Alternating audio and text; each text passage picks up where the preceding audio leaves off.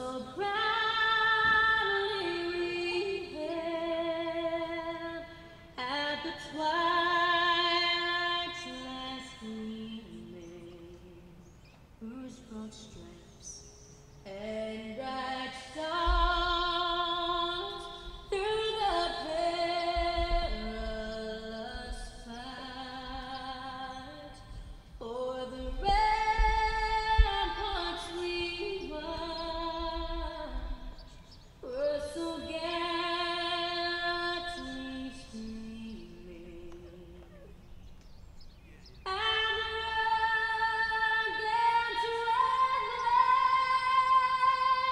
the bombs bursting in air gave proof through the night that our flag was still there. Oh, say does that star-spangled banner yet wave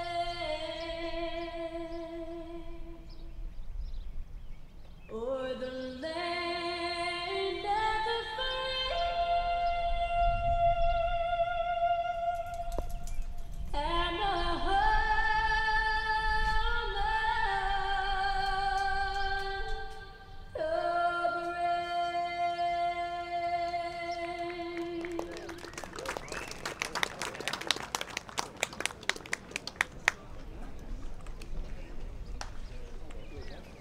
Ladies and gentlemen, we'd like to direct your attention to the pitcher's mound for tonight's ceremonial first ball.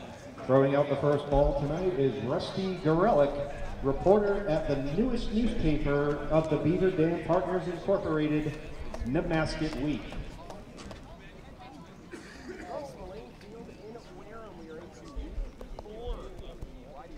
When you're ready, Rusty, let's see a strike.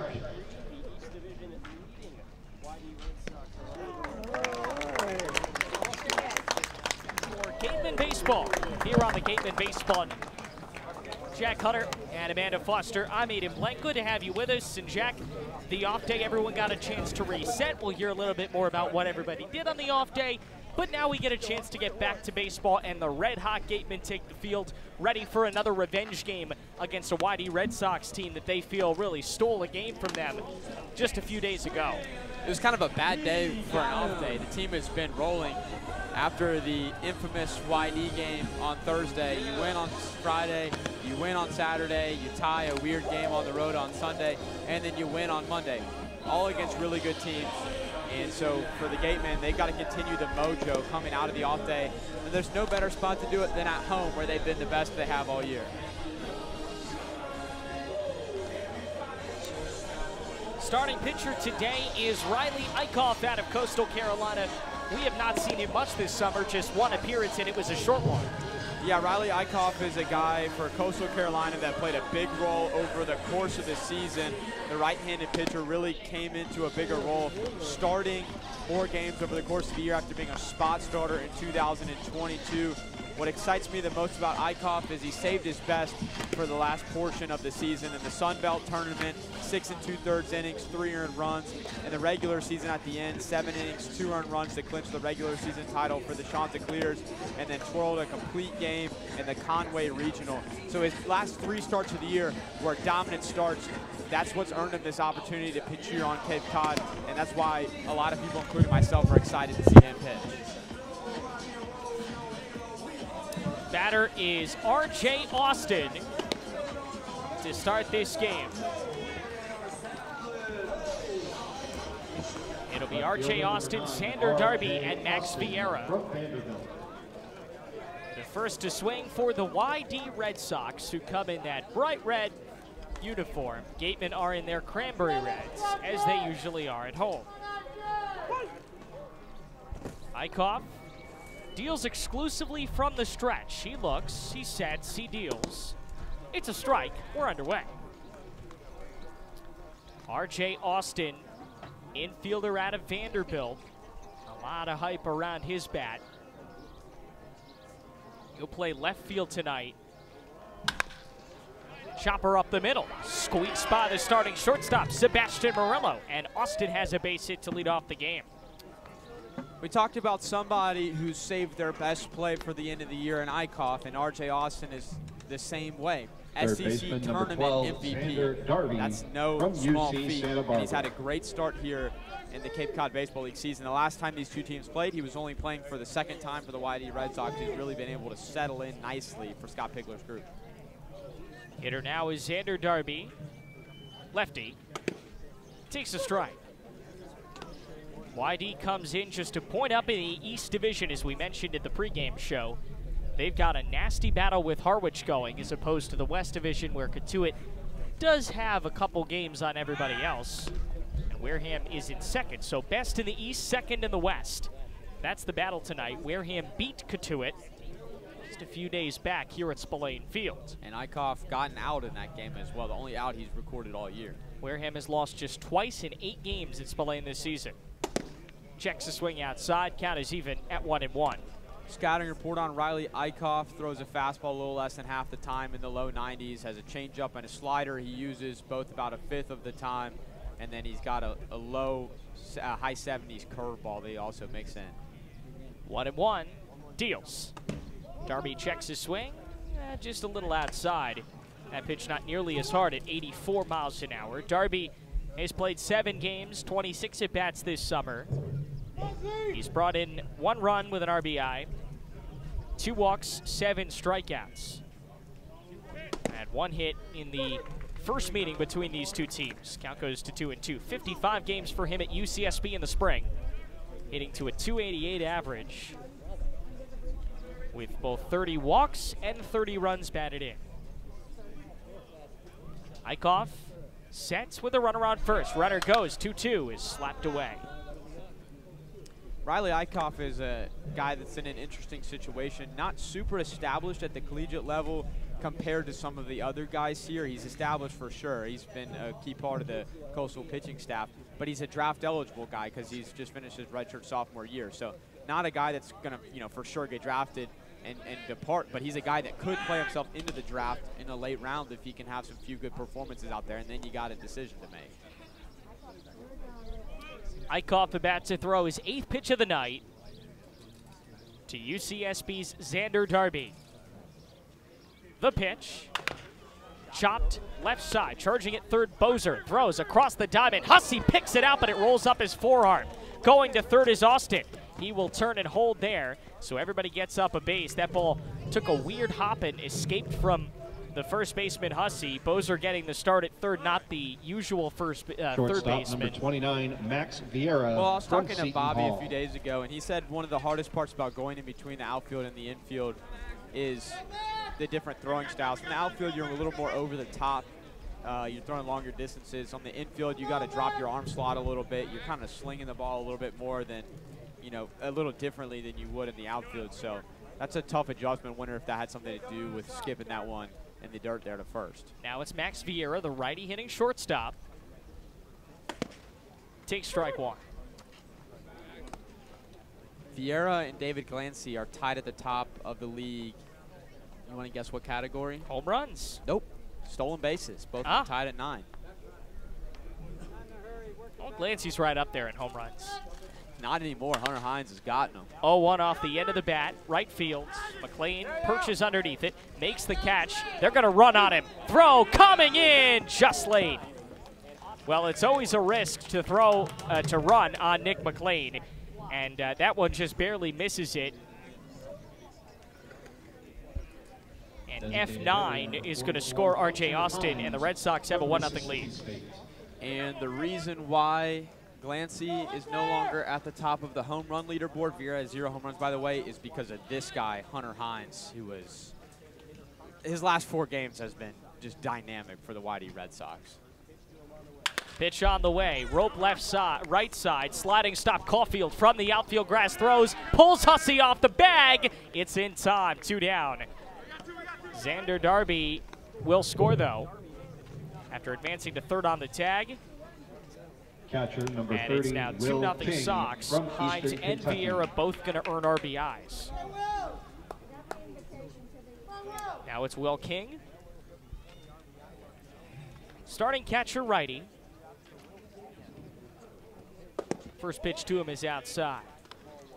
And don't be fooled by King's size. He is mighty with Eastern Kentucky. Second team All-A-Sun. Golfs one, left center field. Charging back Stewart. He's not going to reach it, and it's up into the bleachers. Will King continues the offensive party for the Red Sox, and they lead it 3-0, jumping on Eichhoff early in this first inning. And it's something that, well, with Coleman Picard and Mark Manfredi starting the last two games, the Gatemen were not really used to giving up those early runs, but King is able to tap Eichhoff. And the Red Sox offense that exploded in the 9th inning of their game at their first game with Wareham has now just continued to be ridiculously good. Here's ball one to Jacob Christian. King's not a guy that really pops the ball. He only had one extra base hit coming in tonight. That's his first home run of the season, but you would have never known that with that swing. Christian fouls it off at a Point Loma Nazarene. 408 average this spring with 28 home runs. You better bet that not only leads the team, it led the conference. 14 starts here on the Cape. 32 runs batted in. Counts 1 and 2. Or rather, 32 at bats. There's 2 runs batted in and 219 average for him. The 1-2. Low. That just shows you what the Cape can do, even to some of the best hitters. This guy mashed in the spring by all standards. 28 home runs, 70 RBI, a 1.407 OPS. And he's hitting what would be a measly 219 for the Cape. That's about average. Swing and a miss. And he's set down here in the first. Red Sox get the early hand, though. 3 runs. They get it on 2 hits with 1 error. And nobody left on base. Half an inning is in the books. We will meet the Gatemen as they try to come back here on the Gatemen Baseball Network. Welcome back to Spillane Field. The 99 Restaurant and Pub. Always happy to have you with us alongside Jack Hunter, Amanda Foster. Coming up in a little bit, I'm Aiden Blank. The Gatemen go down early, Jack. That's something that they've done this season, but not recently. And now they're going to have to dig themselves out of a 3-0 hole early. David Glancy, Nick McLean, and Grant Hussey, the first 3 to bat. It'll be Glancy, McLean, Hussey, Bozer, Wallace, Murillo, Stewart, Hernandez, and Caulfield, the starting 9 for the Gatemen. Glancy checks his swing and takes outside. Glancy with 3 home runs this season. 1-0. Low. Starter for tonight for the YD Red Sox is the right-handed hurler Finnegan Wall out of UC Irvine, a guy that's making his 3rd start. Has gone 4 innings for his first 2 outings for YD. The 2-0. Glancy works himself into a very strong 3-0 count. McLean waits on deck. 3-0 is inside. Glancy draws himself a 4-pitch walk against Finnegan Wall to begin this game. Right fielder number 15, Josh Stevenson, Nick for the first McLean time in 4 games, Arizona is not State. hitting leadoff tonight. He's gotten the night off. And David Glancy, a guy that's hit leadoff a lot for the Gatemen this year, doing what good leadoff hitters do. That's be patient, try to get on base, set the tone for the inning. Lefty hitter in Nick McLean. Takes ball 1 low. Finnegan Wall out of Hesperia, California, junior from UC Irvine. 0-1 with a 5.62 ERA so far in 2 starts and 8 innings pitched. Sets and deals outside. His most recent outing, June 20th against the Chatham Anglers, took the loss in 4 innings pitched, gave up 2 earned runs, 3 hits, 2 walks, 5 strikeouts. So by all objective standards, a very strong outing, but gets tapped for the loss nonetheless. Glancy takes off, pitches outside, throw down is in time. Oh, Glancy just couldn't sneak in. Tried to run on King, and King shot him down. for out number 1. Perfect throw by King behind the plate. Glancy swiped 3 bags last night to get his season total to 9. That's the category he's tied for the top of the lead in with Max Vera, but a great throw gets him. 3-0 is outside. So back-to-back 4-pitch walks. We have not seen a strike out of Finnegan Wall's arm yet. First baseman, Back number to Wall. He is 27, actually Grant Hussey kind of a local from West guy. Virginia. He's from California, but he was born in West Dennis, Massachusetts. So he is at least... Hometown team? Yeah, this is part of his hometown team. His older brother, Jack, is a surfing instructor out in California.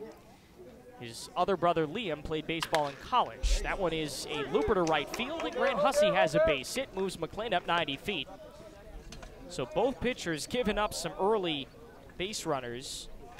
See if the Gatemen can capitalize as the Red Sox Third baseman, did. number 6, Bobby As you can see on our Poser from the screen, that ball was hit University 100 of miles South Florida. an hour off the bat. He barreled that baseball right up. That was a screamer into right field, and it's good to see Grant Hussey early in the count make hard contact. And I mean, the Gatemen have not had a batter retired at the plate yet, which is a great sign for an offense that's played so well here at home. Wall still yet to throw a cold strike. Now faces Bobby Bozer, third baseman, right side. Pitch. Outside, as we mentioned, Bozer, not a big third baseman, not usually in the lineup at third base, but Dorian Gonzalez is out of the lineup for the night. Quick timeout on the mound. So Bozer fills in at third. That's kind of been his role this season, filling in wherever he's needed. We've seen him at second, we've seen him at short, we've seen him in the outfield, and now we see him at third. This is about his 3rd game playing over there at third base, and you know, there's a slight adjustment in between playing shortstop and third base, but Bozer's a guy that, because he's so versatile, I think if you learn to play shortstop first, it's the hardest position on the infield. So going to the other positions in the infield seem to be kind of easier. They're a little bit different, but could be easier for Bozer. Talking to J.C. Cologne, he feels the same way. So the conversation with Wall is over. Not a bad conversation to have. Looks in for the sign, facing Bozer, who, you know, good guy to have a conversation before you face him because he can hit the ball very, very well, and he's also a guy that you can walk very easily if you're not throwing strikes. Wall delivers low and outside. So still having trouble locating the zone. 2 balls and no strikes. McLean, Hussey, both on base. High set, delivers. Gets the inside call strike. Boy, did he need that. The first called strike on a Gateman today. Couple of 4-pitch walks with Glancy and McLean, and Hussey delivers a bloop single out to right field. All the weight on Bozer's back foot, taps it off the inside of the bat, foul to the backstop. It's 2-2. Listen to this for versatility. Bozer's appeared at second base 4 times this year. This is his 4th game appearing at third base, 5 games at shortstop, and 5 games in the outfield as well. You gotta love that. And I'm sure his South Florida coaches are watching this thinking, well, we could use him at any of those positions. It's good to know that he can play everywhere. The 2-2. You know, we were, the very first day that we were here, we got a chance to meet Bobby, and we were over here at the field, and he met Ryan Smythe for the first time, and Ryan said, I know, I've talked to your college coaches. They've said, you know, you play a lot of the infield. Where do you feel most comfortable playing? And Bobby said, I'll go anywhere, wherever I'm needed. Off the inside of the bat, foul right side. So it's 3-2. This home game will be an outlier over the next few days. The Gatemen are on the road tomorrow at Harwich, Friday at Catuit. Saturday they're here for the Falmouth Commodores, and then Sunday they're back on the road for Orleans. So they will be the Road Warriors over the weekend. 3-2. Swing and a miss. And a much-needed strikeout from Wall, up to 15 pitches. Finally records that first out. Designated hitter number 12, Went to the fastball, Landon had some Wallace good ride on from it. West You can see on your Virginia. screen 21 inches induced vertical break. That means he's carrying the ball a lot. It's resisting gravity. And Wall's a guy that's going to throw a lot of fastballs. Almost 70%, 80% of the pitches he throws are that fastball. The batter now is Landon Wallace. It's the first time we've seen him DH this year. Swing and a miss, it's 0-1. Wallace has primarily been in the outfield. Still holds the longest home run of the season in the Cape League at 431 feet to dead center field. Be an 0-1. He has loved hitting here, hasn't he?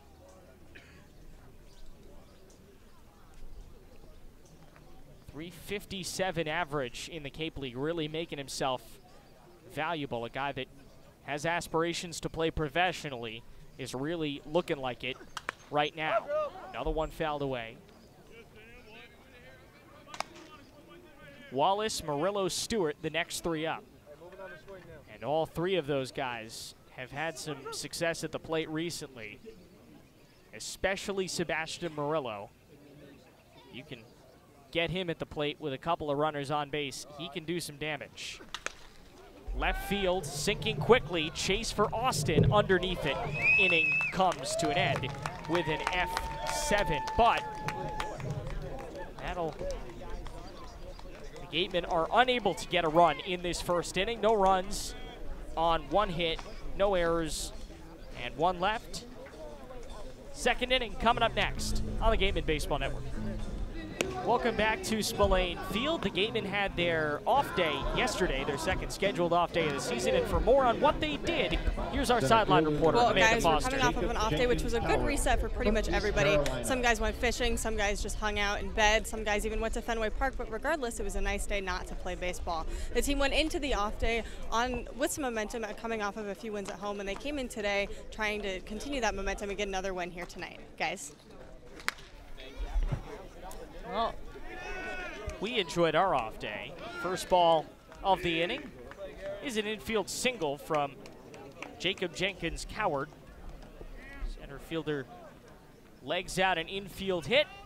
Second baseman, number 4, brings up Will Gleed, Gleed second baseman out of UC Irvine, with a runner on to start the inning. 3 runs for the Red Sox in the top of the first. An offense that you cannot afford to try and pitch around. Runner takes off, swing and a miss. Throw down is on the money and not in time. Hernandez's throw took a hop. Caulfield was the one to receive it and just couldn't get that tag in. Cowart steals a base and puts a runner in scoring position for Scott Pickler's club. Yo, I think the throw was a good one. It beat the runner to the back, so it was in time. The problem was Caulfield just couldn't get the ball and slap the tag on hard enough, and Jenkins Coward's got some long limbs. He was able to get his hand in there. Called strike 0-2 rather. Lead and then Enzo Apodaca. Last two in this lineup for the Red Sox. It's 0-2. Set from Eichhoff. Just low, 1-2.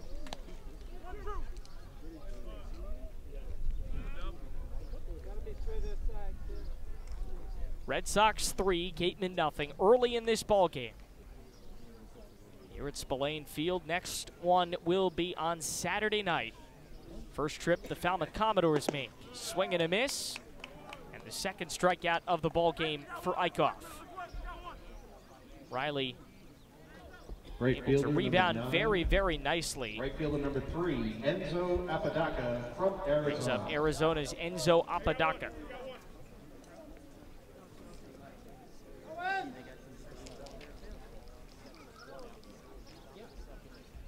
So a lefty hitter, teammate Jenkins Cowart on second base. Strike delivered.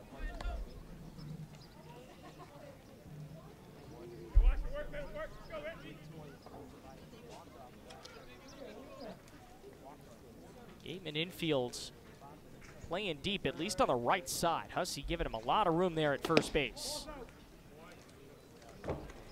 Left side, Bozer's About even with the bag, and Murillo hanging around second base, cheating far towards second base. There is a substantial gap between Murillo and Bozer on the left side of the infield. 1-1. Eichhoff offers.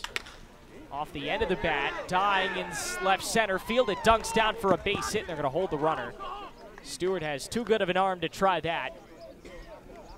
So left fielder number 9, Jenkins gets up to second base. Apodaca has a single. Ball just too tough for Murillo to try and play over his shoulder. Yeah, and good job by Scott Pickler at third. I think it could have been any of us up here in the press box out in left field, and they're holding Jenkins Coward at third base because he got a late jump because he was doing his due diligence to make sure that ball actually did get down. So by the time he got to third, Stewart was well up with the ball. Lineup turns over for the first time, and R.J. Austin's backup takes a strike.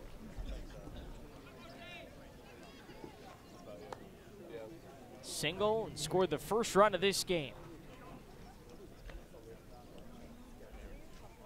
0-1, they check back.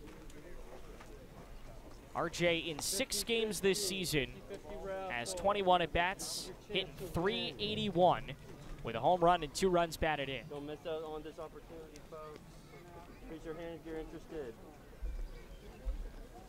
0-1 is low. 62 games this spring with Vanderbilt, 257 average. 7 home runs, 43 RBI. Commodore team that did not advance in their regional.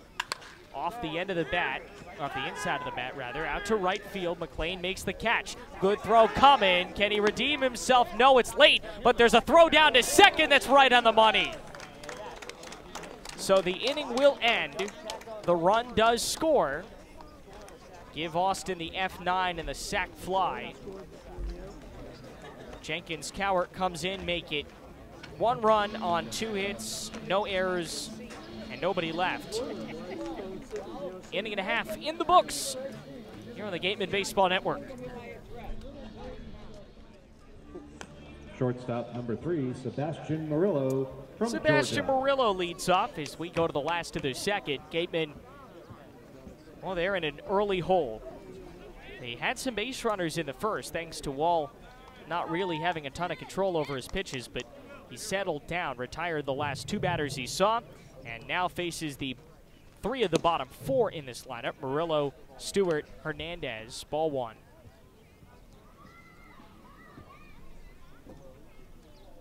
Sebastian hitting .250, 9 hits on the summer.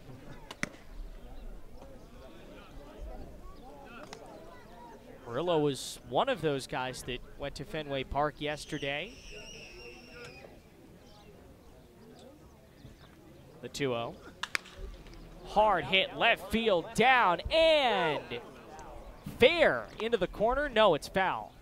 We didn't get a call from the home plate umpire. Looks like they made it at third. Yeah, that's the third ball base, went foul. Third base umpire's call there. Arturo Belmonte at third base had a good look at it and just split fouls. Murillo got his first extra base hit of the season on Monday in a similar spot here. Couldn't do it. Stephen Williams is our plate umpire. Ronaldo Cockrum at first. And as you just mentioned, Arturo Belmonte is the third base umpire, patrolling the left field, or left side of the field at least. That ball is fair, and it's going to kiss grass out in left center.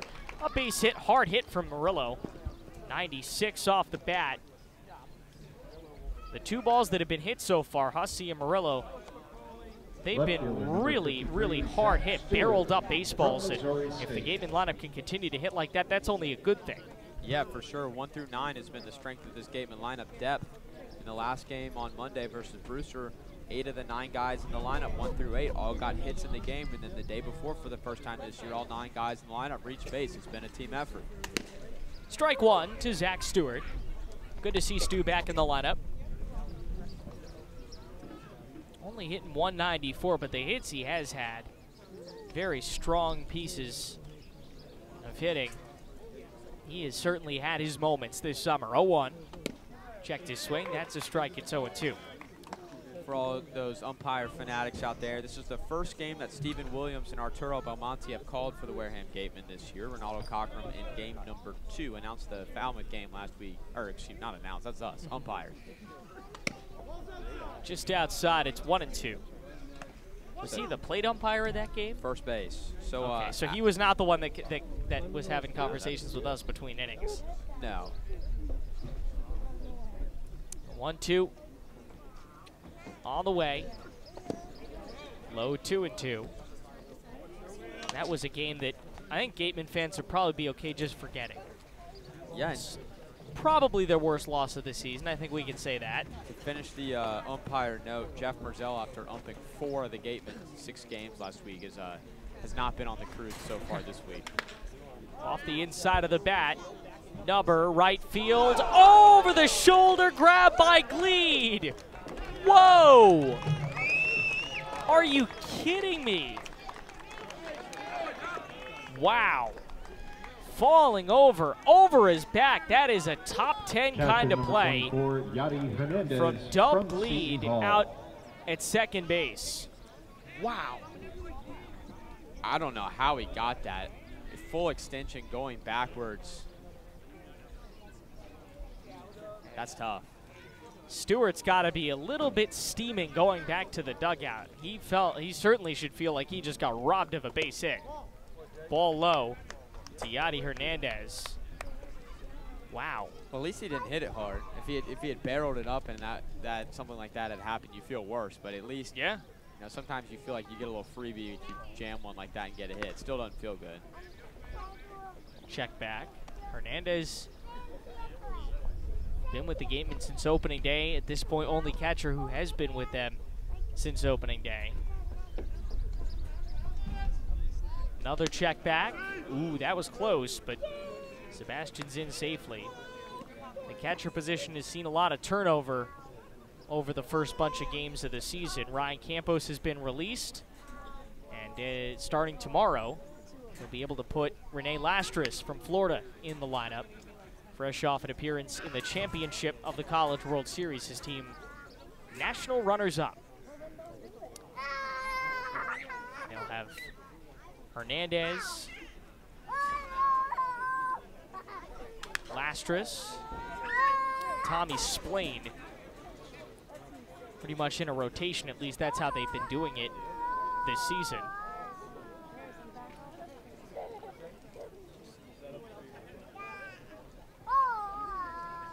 1-1, 1 out.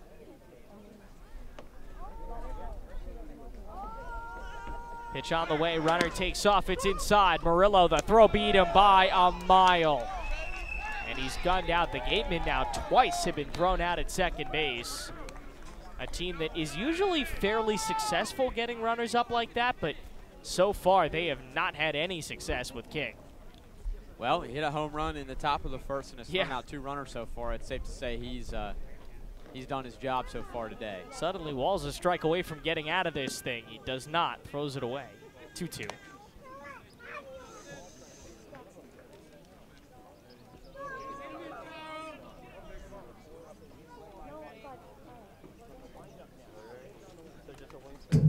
Just barely stays alive, fouling it off. Couple of changes in the activation. We mentioned 3 activations.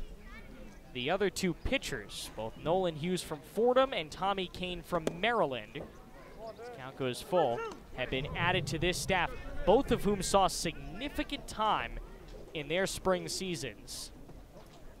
And you know that's good. The Gatemen lost a couple of good ones with Coleman Picard, Mark Manfredi, Dan Frontera. So they'll be happy to have those arms back. Wall able to rebound very nicely. A shaky first, but gets through the second. No runs, 1 hit, no errors, and nobody left. 2 innings in the books, and the Gatemen are in an early hole, 4-0 YD on the Gatemen Baseball Network. Curry College. We'll go back to Spillane Field. The Gatemen trail 4-0. May we have the lights, please? May we have the lights? Gatemen in a little hole, Jack, but they've certainly come back from worse. They were down 5-0. That was their biggest comeback of the season against the Bourne Braves, who was here. Now, all they've got to do is just buckle down. They got to get the offense going, but first, got to get this YD offense under control, who has exploded. And, you know, that's not exactly, we were kind of expecting something like that to happen. Not necessarily because Eichhoff's a bad pitcher, but because YD just has the hottest offense in the league fouled away as Xander Darby leads off. Well, the Bourne Braves have actually surpassed everybody in the batting average spot. After the last 5 games, they've just been torching everybody. 0-1 is low. The walk-off loss here was probably the best thing that could have happened for their season. Since then, they are 6-2. In their last 5 games, they're hitting .330 at the plate. And they are just cranking runs like nobody's business. 1-1. Outside. Xander scored the second run of this game, reached on an error back in the first.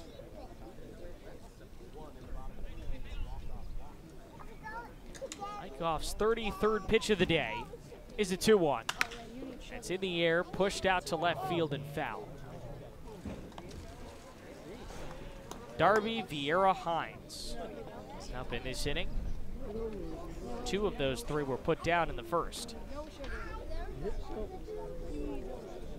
Good to have you with us after the off day yesterday. Gatemen looking to collect points in a 5th consecutive game. Ball goes low, 3-2. The last game they didn't earn points in was at YD last week. The game that they led 5-1 going to the 9th inning, and the Red Sox were able to tie it in the 9th, win it in the 10th. 3-2 inside, and Darby is on for the second time, drawing a leadoff walk. Well, for Eichhoff, his line doesn't look too horrible because all 3 runs they came across in the first inning were unearned. But just you get the sense that just the sharpness has not been there. He's got the stuff. He's got the big fastball, slider, curveball, and changeup. But he's not been super sharp. It's still early on in his outing to try to fix that. Cut and a miss on Vieira.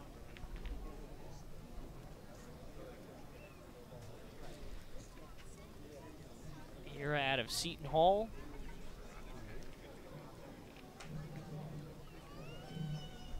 There were some Pirates on this Gatemen team.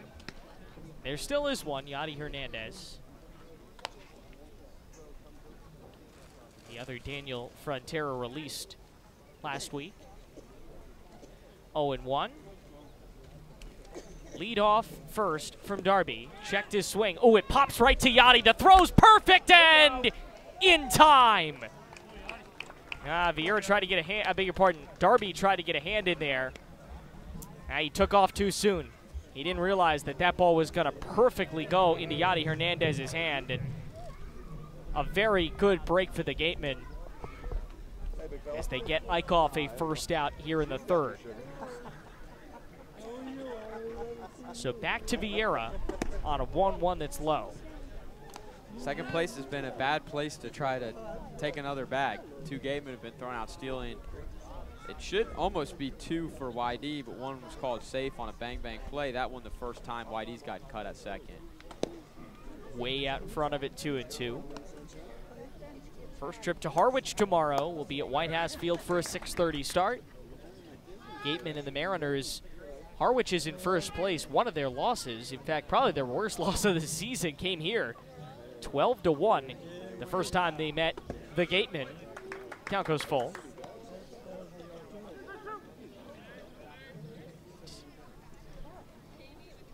Gatemen will go for 2-0 against the Mariners. 3-2 here. In the air, right center field, dropping very quick. Here comes Glancy, and it drops in front of him for a base hit. Well, he was far too deep to get that.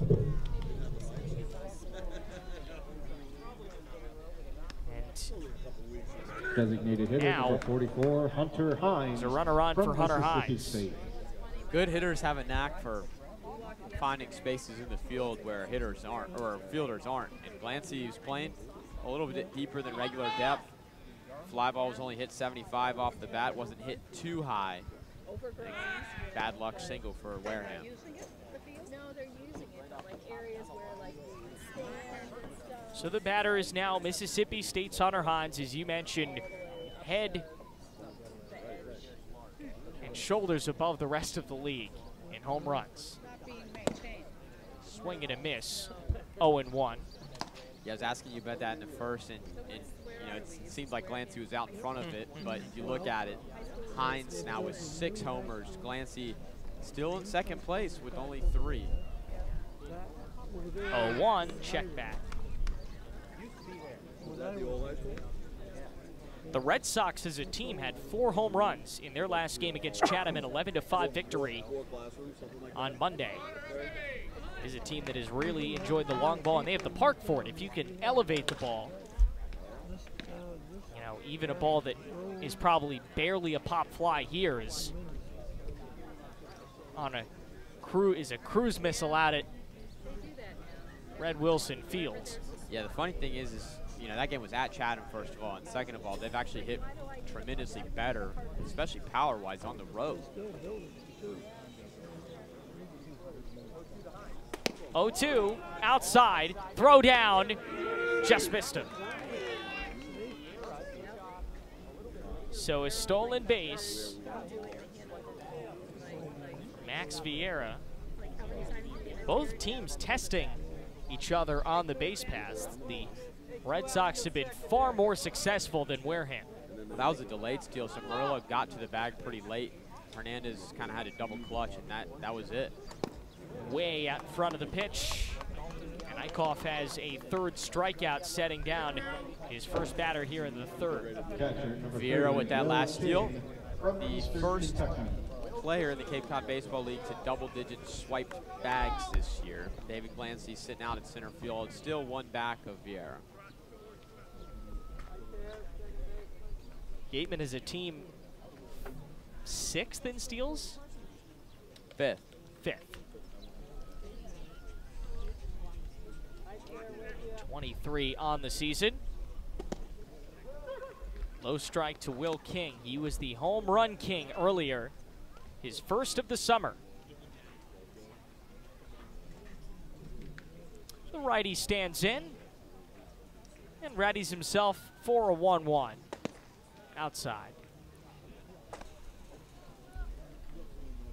This is a big step up from his last appearance 3 days ago against the Orleans Firebirds, where he had 5 at-bats and was retired in every single one, had a strikeout as well. The 1-1, low. He was on the watch list for the Buster Posey National Collegiate Catcher of the Year Award, which we know very well. Ryan Campos was right up there. He's also on the watch list for the Bobby Bragan Collegiate Slugger Award. The 2-1 is outside. 24 starts as a catcher this spring at Eastern Kentucky, 21 as a designated hitter, and he led the team with a .346 batting average, including 12 home runs. Certainly more than earned his spot here on the Cape. 3-1, bounce left side, foul. He just screams hitter at the plate. No batting Absolutely. gloves, pants a little dirty. You can see a little bit of the socks. Gets real low in the stance. Kicks some dirt up with that front leg. Low center of gravity. Compact swing. 3-2 is on the way. Low for ball 4, and he draws a 2-out walk. So he'll take that. .427 on base percentage in the spring. 26, Jacob Christian, and he reaches from here Point with Loma 2 out. Nazarene. So here's Jacob Christian trying to keep this rally going for the Red Sox. 2 out, 2 on. First of the 3rd. Way out in front of that pitch that only came in at 80. 0-1. You can tell that was all arms. Yeah, you get out in front of like that, you can't really drive your backside. Your backside's kind of already exposed. 0-1 on the righty. Again, that timing is far off. Another one comes in at 80, 0-2. Christian looking for anything to keep this inning alive and avoid YD going scoreless for the first time in a half inning today. Spoils another pitch. Well, he has certainly hung around in this at bat. You know, he's looked fooled on every single pitch. He's looked, you know, baffled, but you know, that's what a good hitter does. He found a way just to make contact and stay in the count until Eichhoff throws him something he likes. Here's the 0-2. Swings and misses. Well, eventually Eichhoff wins that battle. His 4th strikeout of the night. And for the first time in this ball game, a half inning goes without YD scoring a run. No runs, 1 hit, no errors, 2 left. 2.5 in the books here at Spillane Field, and the Gatemen trailing 4-0 on the Gatemen Baseball Network. Second baseman, number 20, Garen Caulfield from the University of Arizona. Welcome back. Garen Caulfield out of Arizona, the 9-hitter in this Gatemen lineup, will lead off as we go to the 3rd with Jack Hunter and Amanda Foster. I'm Aiden Blank. It's always good to have you with us on an overcast night. The threats of rain have subsided for the moment. First pitch, the end of the bat, a high pop-up on the right side of the infield, a problem, but over to catch it is Christian. He calls off Wall, and of the 9 that came to the plate so far for the Gatemen, only 4 have been able to get on. Center fielder, number 11, David Glancy from Notre Dame. On paper, yeah, that's a pretty good number, but problem is they've left some runners stranded. 2 of them so far. Gotten a couple more thrown out by Will King behind the plate. Glancy gets a second at bat after walking in his first and takes ball 1. And you would think that they would have looked at the scouting report on Will King. Ball is low 2-0 because he was ridiculously good behind the plate. As good as he was at the plate in the spring, he was even better behind the plate. The 2-0 is outside. He was tied for first among the A-Sun catchers, throwing out 41.2% of the runners who attempted to steal. 3-0 inside for a strike. So he had a pretty darn good rate when runners tried to go on him in the spring. And the Gatemen have learned that lesson the hard way. Glancy draws a second walk. 1 out here in the 3rd. You'd be hard-pressed to find a fielder, number 15, catcher in this league that really struggles to throw the ball. I mean, you know, that's one of the more important things a catcher can't do. You got to frame pitch as well, you got to block pitch as well, you got to handle pitching staff well, and you got to throw out runners well. And King is just another example of a guy in this league that is very impressive behind the plate. Tap right back to us, it's 0-1.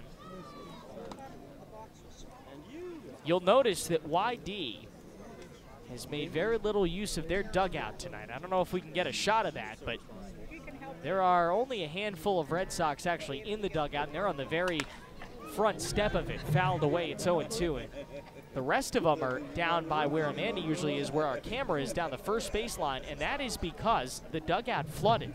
These, you know, Spillane drains well, but the dugouts are an issue. Well, the dugout's not flooded. There's just mud in the dugout, and it's not, you know, it's not great to use, but.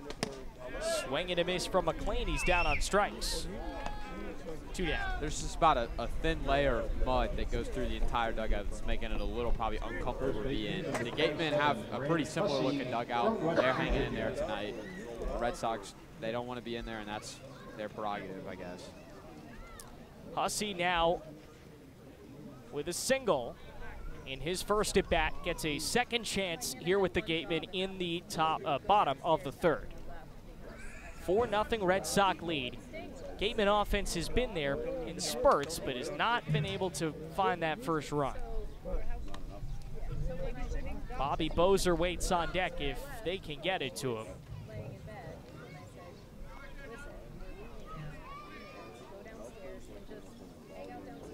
Good to be back tonight on D1Baseball.com, on WCTV, and all around on the Gatemen Baseball Network.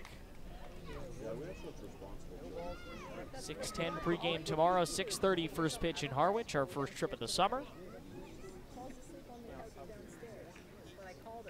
0-2 is on the way for Huss. Pokes it foul.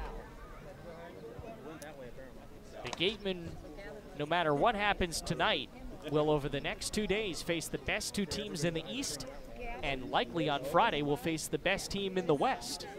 So it is a gauntlet before they face a struggling Commodores team on Saturday.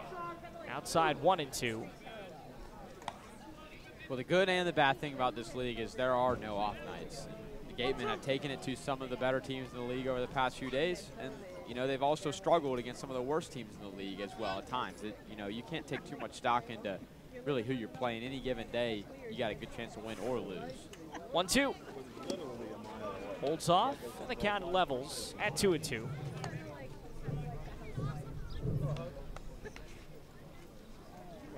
Wind is blowing towards center field if you look at those right field flags.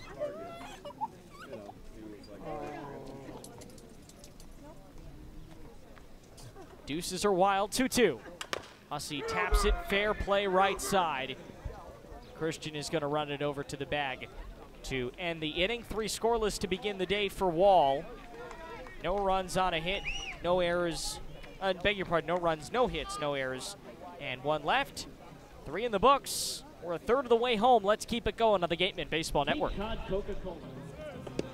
Back at Spillane Fields, the Gatemen trail this ball game 4-0. It's been a sloppy start after the off day. They've committed an error. They've had a couple of guys thrown out on the bases. Center fielder Hopefully the 19, middle third of this game goes a little bit better for them than the first third. Carolina. Eichhoff still dealing. This will be his 4th inning of work. Second appearance of the summer for the Gatemen, and starts with a guy who singled off him back in the first, Jacob Jenkins Coward. Puts a charge into this one, center field, and Clancy makes the catch over his shoulder. Well, Jenkins is probably going to be kicking himself because at Red Wilson Field, that ball is probably long gone. At a lot of Cape League fields, that ball is long gone, but Spillane has a very deep dimension in center field, and it's just a fly out number 1 in F8. Trackman saying that ball went just shy of 375 feet. You gotta hit it a little more than that to get it out to dead center here. First ball in for a strike to Dub Gleed. Marveled at his nickname the last time we saw the Red Sox. Set and an 0-1. Great breaking ball. It's 0-2. Yeah, Eichhoff, that changeup has started to really work well for him off of the fastball, and he didn't give up a run last inning, only 1 hit. You get the sense he's starting to find his groove a little bit here. It's an 0-2. Gleed, Apodaca, and Austin, the next 3 up. The Red Sox trying to hold on to first place in the East Division. Can't let up at all because Harwich is just as hot. They could pass you in 2 seconds. 1-2 evens it out.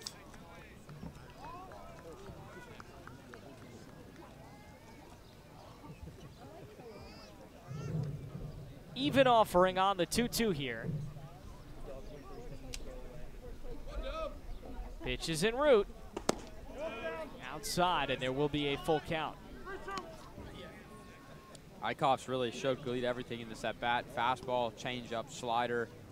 That was a slider there, threw a curveball the pitch before. Let's see where he goes here with the full count pitch on the way. Payoff en route. Popped up off the inside of the bat, right side of the field.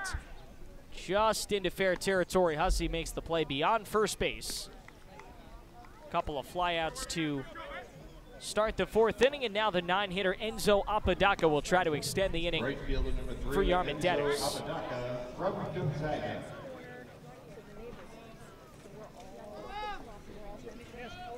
Apodaca out of Gonzaga.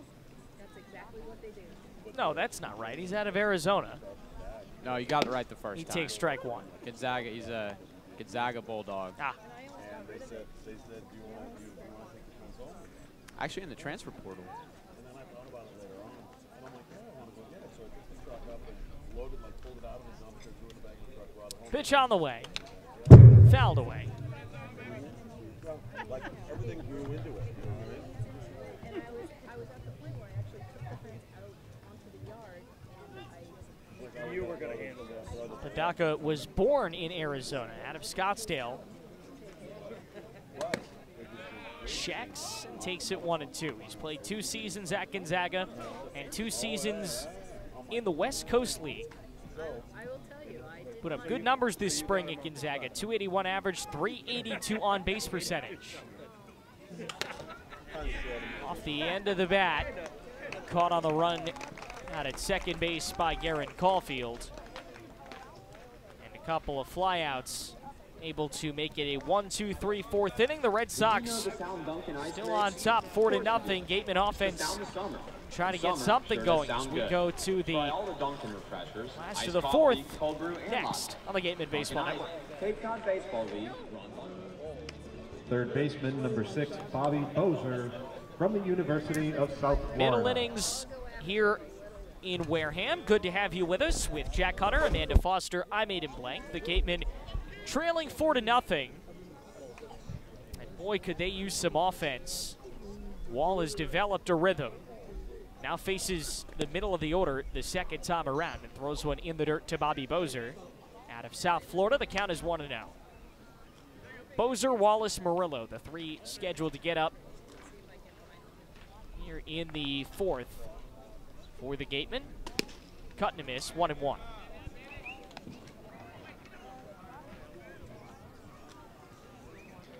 Looks like something got on the field. One of the first base coach for Wareham just ran over and grabbed it, fouled away, 1-2. That was a stray ball.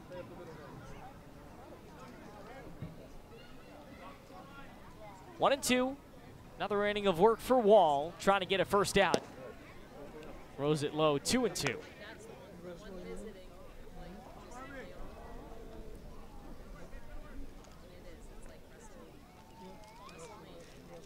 Bozer readies, 2-2. Popped, center, dropping, down, base hit. Jenkins Cowart too deep. The second time we've seen a center fielder too deep to get to what would have otherwise been a playable ball. Wallace from West Virginia. Bozer leads off with his first hit of the day. Gets himself on, and now Landon Wallace tries to move him up. It was good that the Gatemen finally got some good luck. And Jenkins Cowart was playing at normal depth. That ball was just placed perfectly. Not really much he could do about that, you know, unless he was a little bit faster. Wallace cuts through his first pitch, 0-1. Landon flew out to end the first inning. An inning in which the Gatemen had 3 base runners, 2 of which were on with 1 out. Another swing and a miss. Timing way off there, 0-2. Well, he's thrown 2 straight changeups, and Wallace has not been able to see it effectively out of the hands, so big credit to Finnegan Wall, who's been able to really establish that breaking stuff and the off-speed pitches like that changeup early in the count. Sets for an 0-2. Outside, snap throw back to first, and in time, not in time, Bozer slides in safely. So 1-2. King keeping Bozer on his feet.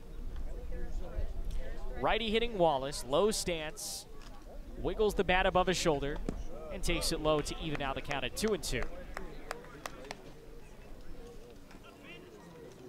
56 pitches into the night for Wall. It's Wall versus Wallace. The West Virginia Mountaineer standing in. Golfs at 2-2, shallow left. Couple of guys converging, Vieira, Darby, Austin. It is caught by R.J. Austin out in left field. 1 down. Another F7 in the book for Landon. Shortstop, number 3. Brings up Sebastian Murillo, shortstop from Georgia. Out of Georgia. Single to lead off the second. Ronat stealing. one of those victims for our guy Will King behind the plate.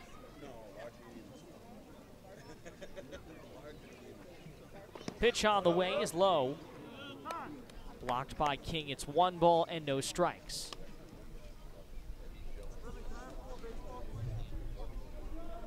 Sebastian Murillo's offensive surge recently, especially by way of the extra base hit that we saw a few nights ago, is big for the Gatemen offense. You get guys on in the bottom of the lineup and can turn the lineup over. It can be so big for a team's offensive success.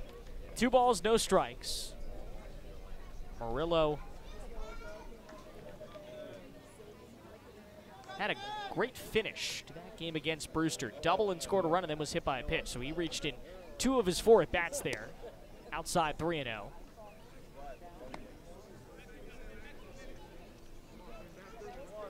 And as we've talked about countless times, I don't know where he's been more impactful, at the plate or out at shortstop. He's been a real lockdown defender the last bunch of nights, and he draws a walk to get on for the 2nd time today.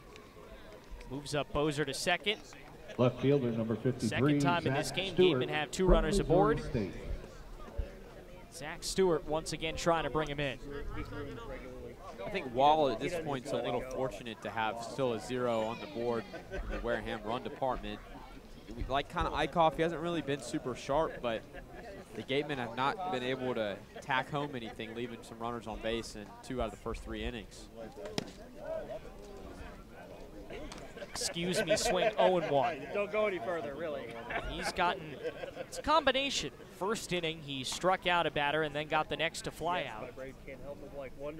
And with Stewart, it was pretty much luck. Dub Gleed made an unbelievable catch to rob him of what should have been a base hit. 0-2. The thing for Stewart this summer that he's going to have to really learn is hitting the breaking ball or choosing to lay it off. You know, when you're a freshman, you don't have a lot of tape on you going into the spring season. You're going to get a lot of fastballs bottom of the order. Last few games of the spring season, he's starting to see more breaking stuff. Here, you're getting 80-grade breaking stuff, and you got to figure out how you can hit it.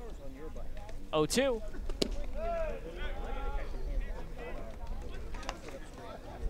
Stewart, Hernandez, Caulfield trying to bring in Sebastian Murillo and Bobby Bozer. Board with a walk and a single respectively. Turn, throw, and Bozer slides in safely. Well, the shortstop Vieira kind of slipped behind Bozer there and had a great tag slap down, just missed him. And Bobby going to be a little more cautious with his lead here. Now he's a little bit more aware that Vieira's playing basically straight up the middle. Just beyond the bag at second, swing and a miss. Stewart falling out of the batter's box. Retired for the 2nd time, brings up Yadi Hernandez. Some great pitching there by Wall because he started a few sliders there on the outer edge. And the sliders have dipped in. That changeup's obviously not going to dip in, it's going to dip out the other way. So he really tunneled it effectively, and Stewart was kind of diving over the plate because he was ready to get a slider, and it wasn't. Hernandez, righty hitter. Oh, little nubber over to first base. And once again, Wall works out of it. 2 runners on and 1 out for the 2nd time in this game, and he is not allowed a run through 4 innings pitched. 3-1 put out concludes it, or rather a 1-3 put out concludes it. 3-1. No runs, 1 hit, no errors, 2 left. We go to the top of the 5th inning. Back in just a bit. Gatemen can't buy a run. We'll see if they can continue that on the Gatemen Baseball Network. When you need it. Gatemen trailing 4-0. Once again, they're having problems scoring runs, Jack. They've gotten a couple of runners on base, but boy, this is the 2nd. That was the 2nd inning where you feel like they really they needed to score at least 1 run there. Yeah, I mean, the offense at home the past few nights has been phenomenal, so it's a little interesting or different to see them be held off the board. If there's a team that's going to do it, it's YD, #1 in the league in ERA coming into tonight, but it's a long game. They've got a lot of at-bats left, and they've worked some good at-bats so far here tonight. RJ Austin, leadoff hitter. Takes outside. Austin, Darby, Vieira. Between those three, they've reached base 4 times. Also scored 2 runs. Ball dies on the infield grass. Flip over to first in time. 3-1, Hussey to Eichhoff. And Riley, who got rocked around in those first 2 innings a little bit, has recovered very nicely. As you mentioned, he's hung a couple of zeros. You wouldn't expect him to go past the 5th. That's very unusual for anybody in the Cape League. But if he can get through 5, having hung 3 consecutive zeros, that's a good start. And 4 runs is not the end of the world, especially considering, as we learned, none of those runs in the first inning get earned.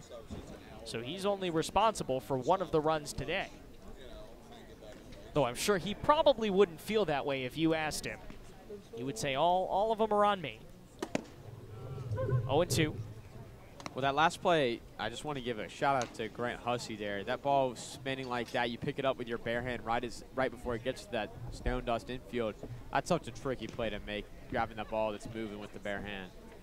0-2, sinks low. 1-2.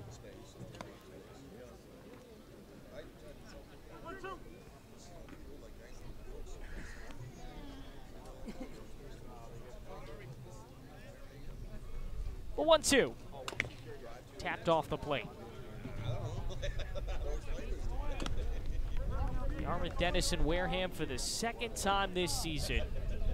First meeting, the Gatemen lost late in the game. They lost 6-5 in 10 innings. 1-2 is just a little high, count levels.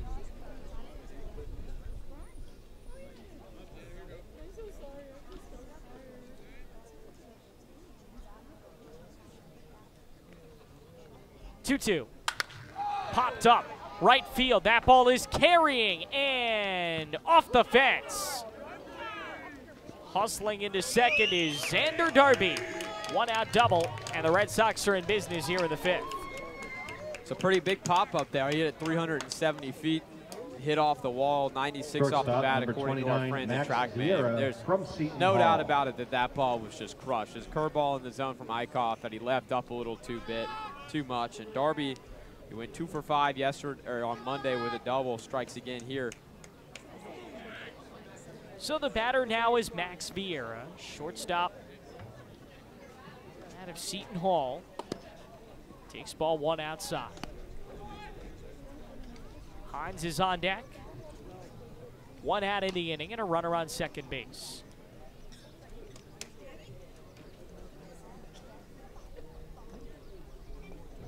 The pitch.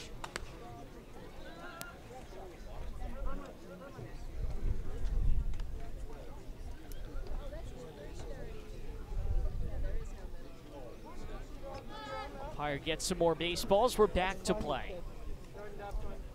1-1.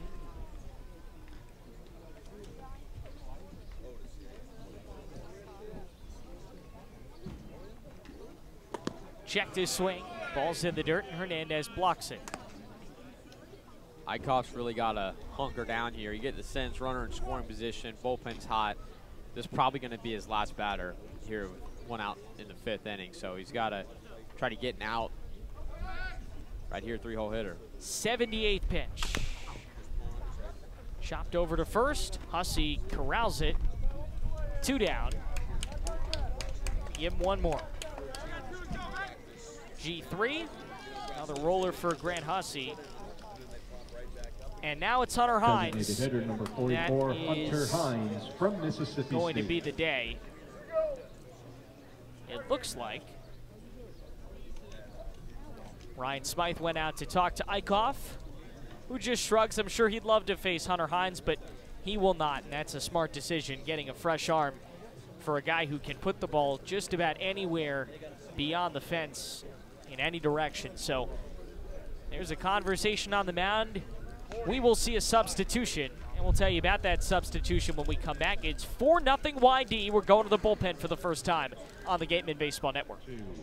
A $15 gift card to Seconds Count, a $10 gift card to Cornerstone Grill, and a 50-50 cash prize.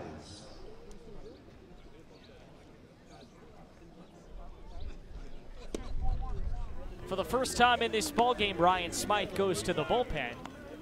And he goes to Campbell's Chance DeQuilla. Another outing for him out of the bullpen as Riley Eichhoff exits the game in line for the loss, but a lot can change. Chance. Mount Pleasant, North Carolina. 6'3", 220. Substantial size as he enters this ball game and faces Hunter Hines, who is 0 for 2, but, well, that is never usually something you say about Hunter Hines. He is more than due. Waggles the bat. Takes ball 1 low. He enters the game with Xander Darby on third base. 2 out in the inning. The pitch. Popped up foul. It's 1-1.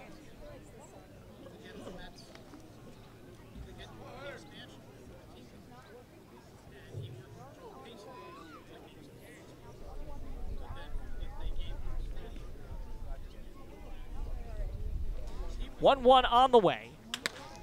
Rolls it to second. Picked up by Caulfield. Inning over. And Chance able to escape the inning. Coming out of the bullpen with a 4-3 put on Hines. One of the hottest hitters on the hottest hitting team in the league is now 0 for 3. No runs, 1 hit, no errors, 1 left. Go to the last of the 5th. Jack has it the rest of the way as we come back on the Gatemen Baseball Network. Back at Spillane Field, Gatemen trailing 4-0. About halfway through this ball game, and to take you the rest of the way, here's Jack. Thank you, Aiden. The Gatemen have got some work to do here at home. Finnegan Wall out for his 5th inning of work. He just needs 1 out to have his season high in innings. And the first pitch he delivers to Garen Caulfield, misses low. It's Caulfield, Glancy, and McLean. 9-1 and 2 to up for the home team wearing the Cranberry Reds here tonight. Lashed over the shortstop Vieira's head and into left field. That's a good start for the Gatemen here as Garen Caulfield turns the lineup over with the Arizona Wildcat himself sitting on first base. Good piece of hitting from him. Center fielder number 11, now David Glancy, who's had a knack for getting on base today. 2 walks. Home team fans trying to cheer on the Gatemen, who have gone 4 games without losing. That's 1 tie and 3 wins. And it all started after a horrifying loss on Thursday to the D Red Sox last Thursday. They're up 4 going into the last inning, complete meltdown. Game tied, they lose in the bottom of the 10th. One misses high on a walk to walk it off. Since then, dominating Chatham and Catuit in back-to-back days, playing a tight one that got fogged out in Hyannis, and then a dominant win over Brewster on Monday. Glancy sees a strike, now 2-1 in the count for the newest member of the Notre Dame Fighting Irish, recently graduated from St. John's after a very successful playing career there, using that grad year to head to South Bend. And he's got a hitter's count. I love Finnegan Wall's profile so much. His sister is a professional ballerina. He plays the piano and was once in a feature film. This is a well-rounded dude. You can talk about everything with him, not necessarily just baseball. 3-1 misses down. Now 2 runners on and nobody out. And I think the interesting part of that is UC Irvine, SID. You need to get his name because there are a lot of anteaters here this summer, and every one of their bios just has the coolest stuff in there. I know Joichiro Oyama, who plays for Orleans, has it down in his bio that Morgan Wallen is his favorite country singer, a guy that's from Japan. Yeah. So Scott Pickler is out on the mound here. He's looking down the right field line, which is the direction of the YD bullpen. No, everyone's looking down there. He's waiting for his guy behind the fence to get hot as the home plate umpire, Stephen Williams, steps about halfway in front of the home plate. And there it is. 2 base runners into the inning. and Wall cannot get that one out to give him the longest outing of the year. He's going to leave this game 4+ innings pitched, just like his first 2 outings. And after just coming back to talk to you here in the bottom of the 5th, we're going to take another break and introduce you to the new YD reliever on the other side of the break. Fans, in addition to the concession stand in left field, you can also visit the concession stand at the bottom of the press box around the corner from the merchandise stand. You can pick up your popcorn, ice cream, or a slushie in one of our new souvenir cups.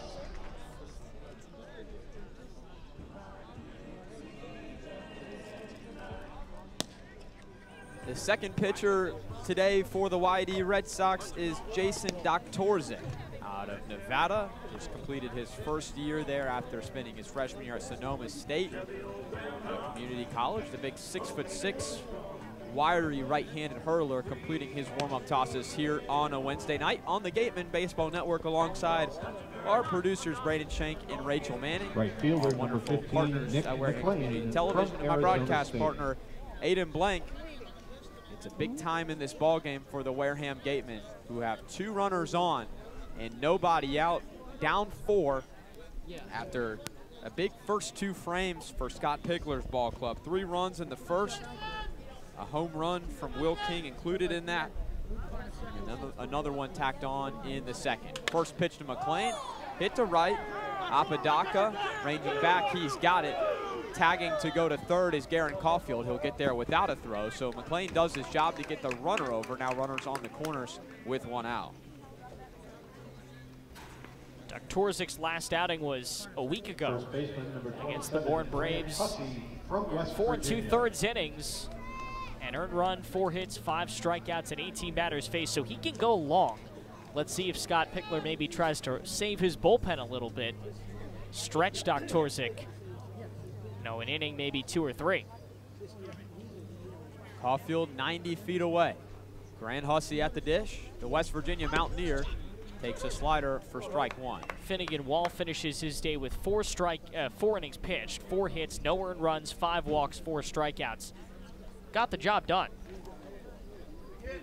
The earned run category not complete yet. The 2 runners on base, his responsibility. 0-1. Serve to left field. Austin has got a beat on it near the line. It is pretty deep. He's going to make the grab. Throw coming in from the rising sophomore is late.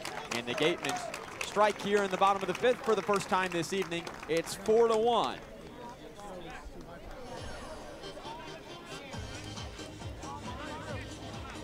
And what a way to produce a run. I was talking with hitting coach Mike Mobbs before the game, and he says, you know, he's not the smartest coach ever, but he keeps track of 3 stats: 2 strike hits, 2 out RBIs in situational success. Here's Bobby Bozer. First pitch to him is a strike. Gets away from King, who will not have a throw down to third. A pass ball will move Glancy to third. But those 2 situations he's talking about are getting a runner from second to third with nobody out, and then getting a runner from third in with 1 out. And the Gatemen just did both of them there. He says that good offensive teams that he's been around do that effectively, and if the Gatemen can succeed in those situations at about a 70% clip, he feels good about what they can do. So Caulfield goes from second to third on the McLean fly ball. Hussey's sac fly gets him in, and it's 4-1.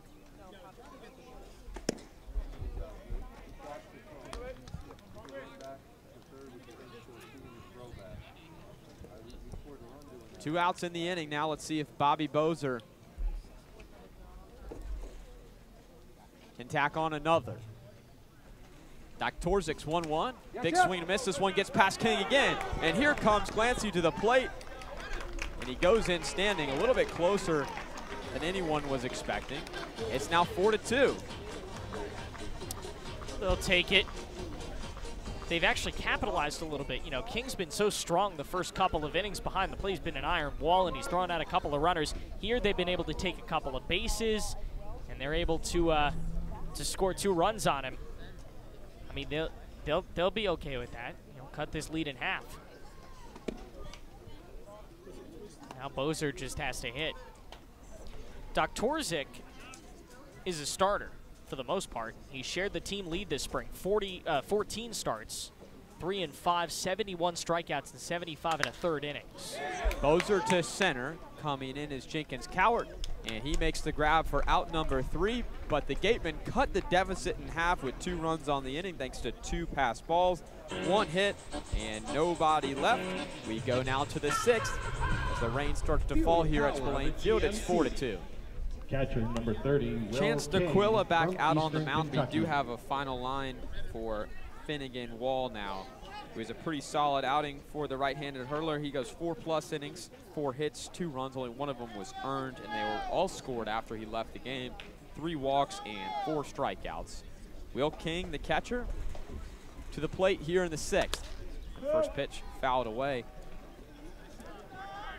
King has been very solid offensively. He hit a home run in the 1st, walked in the 3rd, and threw out 2 base runners early on in the game. But that last inning, 2 passed balls. And King is a guy that's not caught Doktorczyk all that much. He caught the last part of his last outing at Bourne. Came in the game as a pinch hitter. Did not catch his first appearance versus Harwich on opening day. So something to keep in mind here. He's got a 1-1 count against the Campbell Fighting Camel. Chopped foul left side. King, after 6 games in this Cape Cod Baseball League season, led the league in batting average. Had a blazing start to the season, and he stays alive.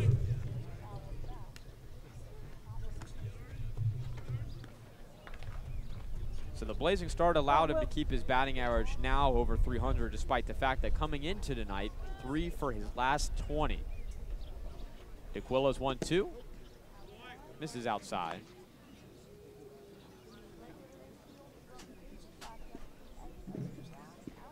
Quickly back on the bump. Chopped over the mound. Murillo charging hard, out of the glove, quick for the first out.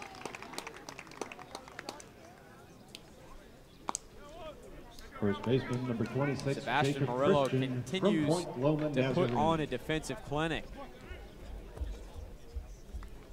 I was talking to Sebastian and Guerin and Grant, as a matter of fact, before the game, all about what it's like to play on this infield surface as Christian.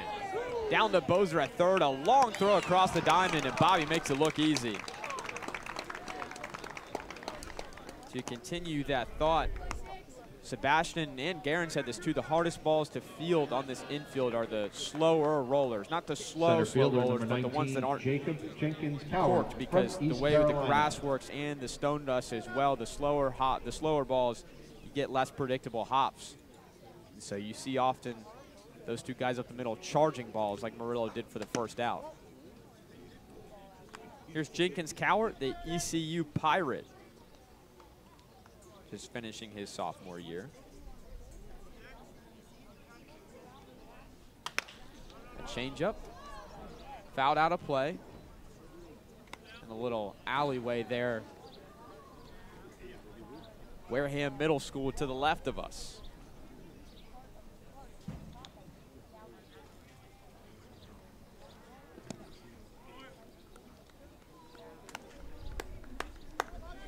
Cowart had a little bit of a down year this year compared to his freshman year. Went from 331 to 294, but still a really strong year in which he saw himself on the All-American Athletic Conference first team.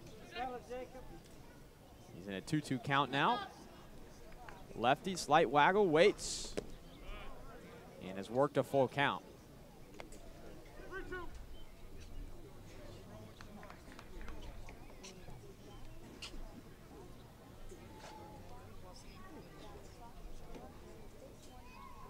Payoff pitch. Down the middle, strike 3. A strong 1-2-3 inning for Chance DeQuilla with an ounce of help from his infield. And we go to the bottom of the 6th. It's 4-2. We got a game here from Spillane Field.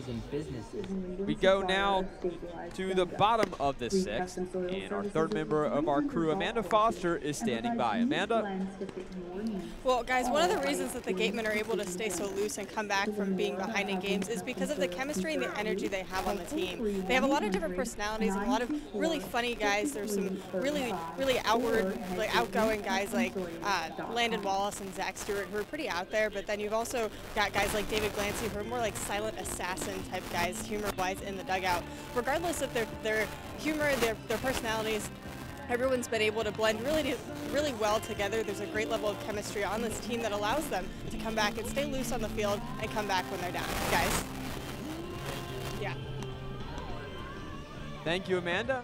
Good culture on this team this year under Ryan Smythe, Hitter, first-year manager. Landon Alongside Wallace Aiden Blake, Jack from Hunter West here with you. Virginia. It's Landon Wallace, Sebastian Murillo, and Zach Stewart here facing Doc Torzik, excuse me. Doc Torzik finished a complete inning in the last frame. Faced 3 batters, retired them all. And the 0-1 pitch to Wallace, corked to left. Austin got a late beat on it, and it's going to get over his head. Wallace coasting into second. And now for the third consecutive inning, the Gatemen have led off an inning with a hit.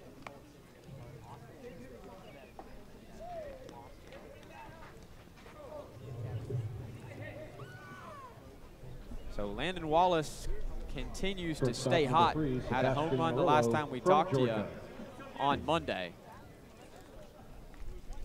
The West Virginia Mountaineer came into today with 2 home runs and actually just picked up his first double in a Wareham Gatemen uniform. Here's Murillo, who got his first double on Monday. First pitch to him, a sweeping slider, misses outside. Doc Torzik, scouting report on him, throws a fastball in the low 90s, slurvy slider, change-up, and a curveball. 4-pitch guy. He pitched over 75 innings in his starting role for Nevada this year. Gonna need those 4 pitches. So Austin having a tough time handling the ball out in left field. Played a lot of second base this year for Vanderbilt. Still adjusting at the collegiate level to playing outfield. Pick back to second. Back in there is Wallace. We do need to get you some defensive substitutions. Brady Day is in the game at second base, and then moving from second base to first base is Dub Gleed. That will take Jacob Christian out of the game. I want to give some props to Christian, who was the Division II Player of the Year, all-time home run record holder and single-season home run record holder at Point Loma Nazarene, announcing he will transfer to San Diego next year to play for the Toreros. Point Loma in San Diego, so not too much of a change, except for the fact that he'll be going from D2 to D1. Going from the Sea Lions to the Toreros.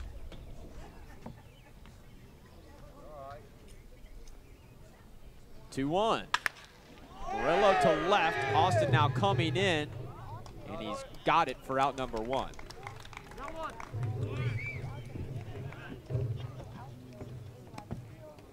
So that's the first time Sebastian Murillo has been retired tonight. Zach Stewart from and Missouri here's Zach State. Stewart.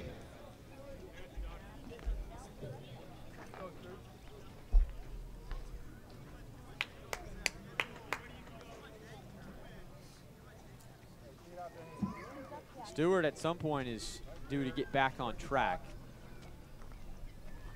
Got the day off on Monday, back in the lineup here today.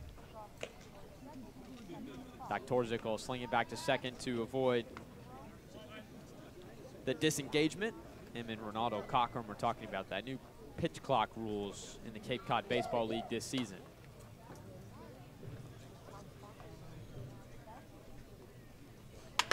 Stewart to first base, a tough play for Doug Gleed, who just moved from second, but he recovers and flips it to Doc Torzik for the second out.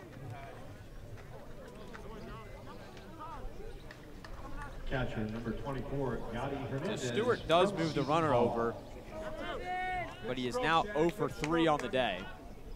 And that makes him now 6 for 34, appearing now in his 10th game of the season. Here's Hernandez. Hernandez, teammates, roommates with the guy at short, Max Vieira.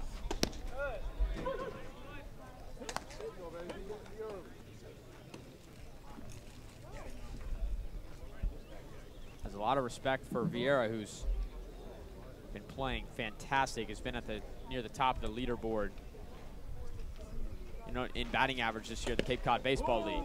I almost had a winner. So King has got to tighten it up a little bit behind the plate. 2 pass balls last inning in the 5th led to 1 unearned run being scored. Whitey scoring early, 3 in the first, 1 in the second. The Gatemen with 2 in the bottom of the 5th. Hernandez gets into one, high to left, but he hit it a little too high as Austin's got it to end the inning. So the Gatemen strand a leadoff double in Landon Wallace on third base, and we go to the 7th now. It's still 4-2 Yarmouth Changes for the Red Sox in the Welcome back to Spillane Field. The Cape Cod Baseball League is hosting a hot stove event on July 12th to benefit the Bring Back the Hall campaign. The panel will feature Cape League Hall of Famers Peter Gammons and Ron Darling, as well as former Red Sox pitcher Jim Lonford. The event will be held at the Moose Lodge in South Yarmouth, with doors opening at 6:30. Tickets are extremely limited, with under 100 remaining. Purchase yours today online. Chance D'Aquila back out on the mound. He got the last out in the 5th. Pitched a 1-2-3 inning in the 6th inning. And now the Campbell right-handed hurler to face Gleed, Apodaca, and Austin. 8-9-1 here in the 7th. Good to be with you alongside Aiden Blank, our producers Rachel Manning and Braden Shank. Jack Hunter here with you. 1-0, cracked down the left field line and fouling out of play.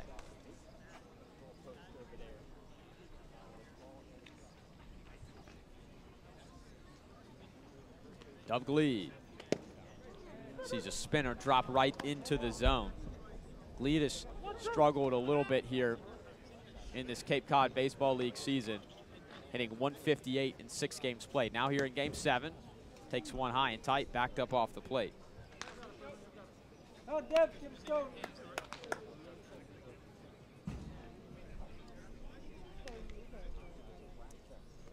Gleed, another guy from UC Irvine. 2-2, straight up and out of play. Hernandez out of the crouch, but he's going to have to retreat.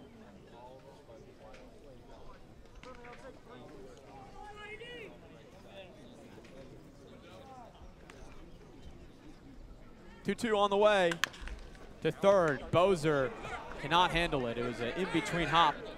Hat off for Stewart as he chases it down the left field line, and it's going to hold Gleed to 1 bag. So it's going to be a tough error for Bobby Bozer. Apodaca from Gonzaga. That'll be his 2nd error of the night. The first one in the 1st inning led to 3 unearned runs being scored, but kind of the nature of when he committed the error that caused it to happen. First pitch to Apodaca, in there for strike 1. Enzo Apodaca is in the transfer portal now after spending a few years with the Gonzaga Bulldogs. He was playing center field in the first matchup between these two teams, right field tonight.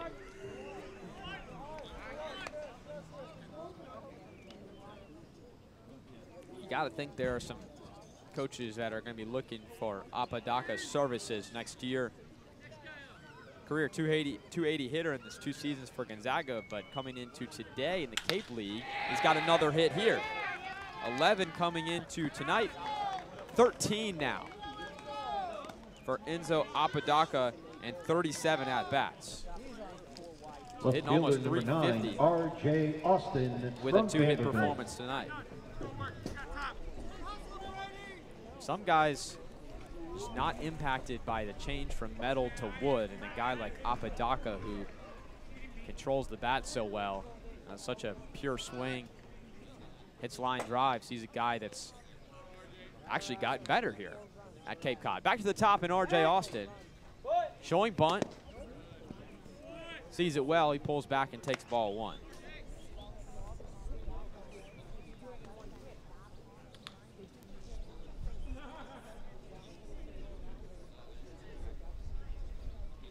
Austin, an Atlanta native, just finishing his freshman year with Tim Corbin and the Vanderbilt Commodores, SEC champions, and he was the tournament MVP.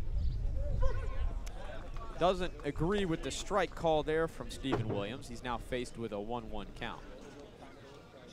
We talked about him landing the SEC tournament MVP. 7 for 18, 2 doubles, a home run, 5 RBIs. From the bottom of the lineup, the second baseman. Gets the bunt down, left side. DeQuilla picks it up with the bare hand. His only play is to first. So great ABC baseball from the D Red Sox. Austin pushes 2 runners into scoring position. Third baseman, number 12, Xander Darby from UC Santa Barbara. But a nice play on the mound for Chance DeQuilla to get in out.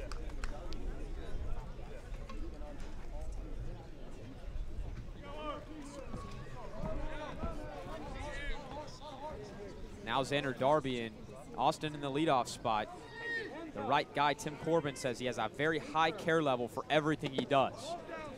And that applies to bunting the baseball. A great bunt.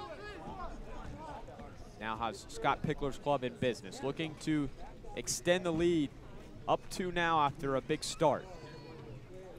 Darby. Upright stance. Now has a hitter's count, 2 balls and no strikes.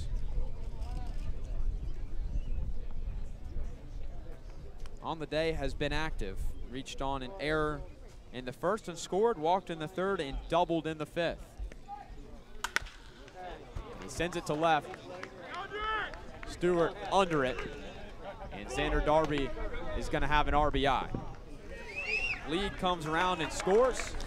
How about the D Red Sox manufacturing a run here in the 7th? A sac bunt and then a sac fly extends the lead to 3.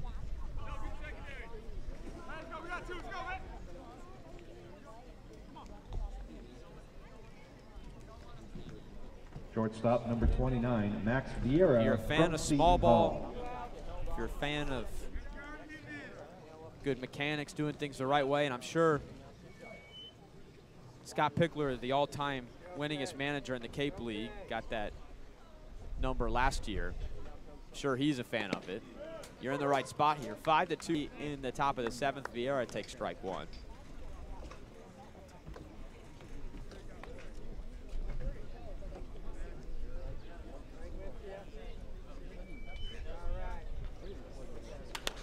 Fouled out of play.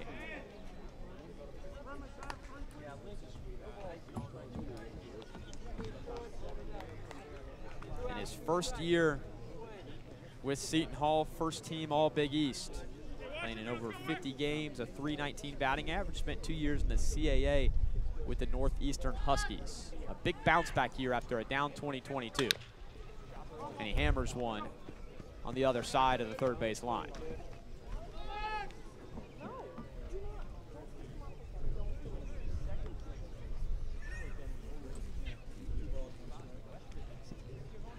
Good to be with you here on what is now a foggy evening at Spillane Field.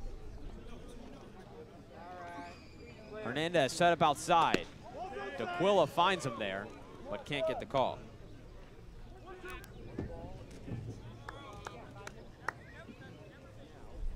Seven hits for the Red Sox as Hernandez wants a word with DeQuilla, trying to game plan this 1-2 count. And you got to think that Yadi Hernandez may know a thing or two about how to attack Max Vieira, considering they are roommates. And Hernandez has talked time and time again to our reporters, to the league, about how him and Vieira have big baseball aspirations. They're just big baseball guys. They talk about their futures together in the game. Now they get to joke with each other in the batter's circle. got a quick pause in action. A stray ball coming from the home bullpen down the left field line is going to temporarily pause play.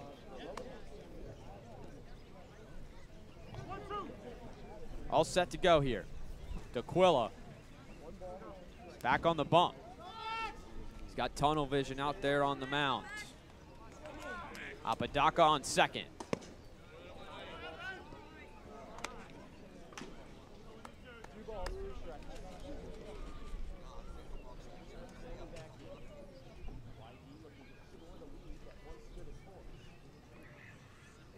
Twos across the scoreboard. 2 balls, 2 strikes, 2 outs. And we will have another pitch here in the top of the 7th.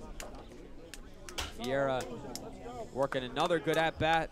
The home faithful trying to cheer on D'Aquila.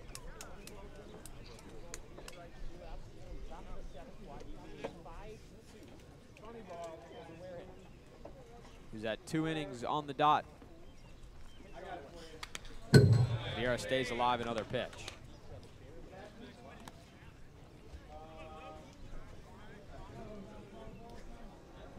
Vieira, the first D Red Sox to 20 hits this year. Their leading qualified hitter. He's got enough at-bats. R.J. Austin still got a ways to go. Let's try it again.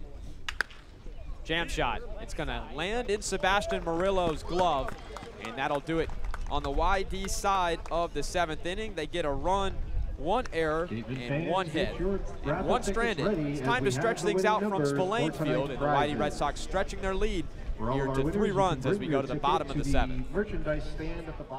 All stretched out here as we go to the bottom of the 7th. And for the 9th time here at home this year, both Aiden and I coming up empty-handed in one of the many raffles presented. We did not win the spray tan. That's going to have to wait another day.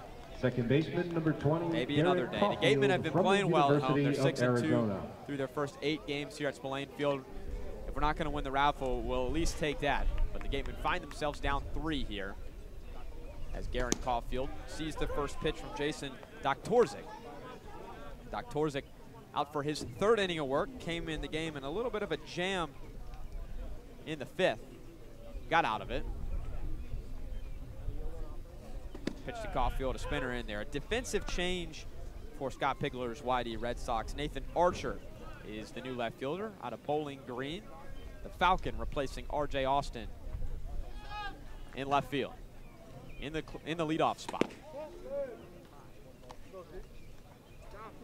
Garen Caulfield 1 for 2 on the day.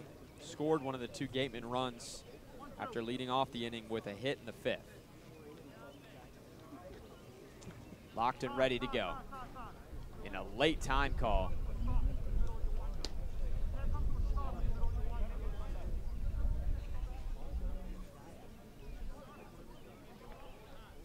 I believe the home plate umpire, Stephen Williams, if I hear correctly, is telling Doktorczyk that he can't stop and to start again after starting.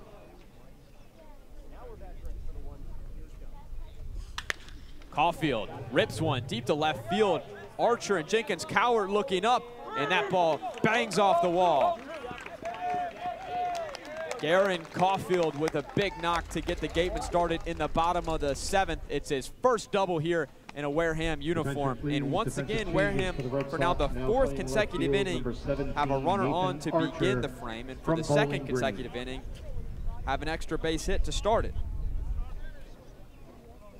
Better guy to have up in this situation than David Glancy, who has reached base in all 3 at-bats so far, 11, David Glancy, and did score a run in the 5th, has a chance to cause some problems for this YD pitching staff. David Glancy's caused some problems to our concession stand out there in left field. There's still a ball mark there from where he hit a home run versus the Orleans Firebirds early in the year. I think they'd take another one out there if that means the Gatemen could pull it to 1. Glancy tied for 2nd in the league with 3 home runs. 1-0, sees a slider in there. Glancy, one of a few guys that got to see the game at Fenway Park last night between the Marlins and the Red Sox. Got to go on the field and meet former Wareham Gateman Rob Refsnyder, who was telling David just to stay true to himself, don't try to be who he's not. And he also got to meet Luis Arraez, the current batting king in Major League Baseball, hitting over 400. Said it's a once-in-a-lifetime experience being able to watch that guy take batting practice. You don't see one lazy ball hit, just gap-to-gap, line drives. 2-1. A big swing and a miss. Doktorczyk gets him. Count even. Going to the heater at 92. Doktorczyk, big 6'6" righty. He's been really effective this year. 8 innings coming into this ball game, only 1 earned run allowed. 2-2, and we'll have a full count. Through 2+ innings of work, not a run to his name yet.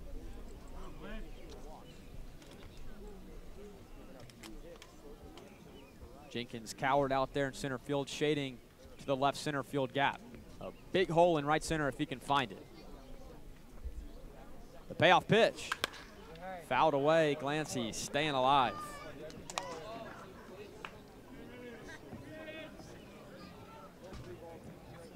Glancy, the perfect blend of speed and power that you want in today's game. You mentioned how he's second in the league, tied for second home runs, came into today, tied for first in stolen bases with the wide E shortstop Max Vieira, who's got him beat by 1 right now. And the slider just misses, and Glancy once again on base. That's his 4th walk. Right fielder. That'll do you wonders to your on-base percentage. From Arizona State. And here's Nick McLean.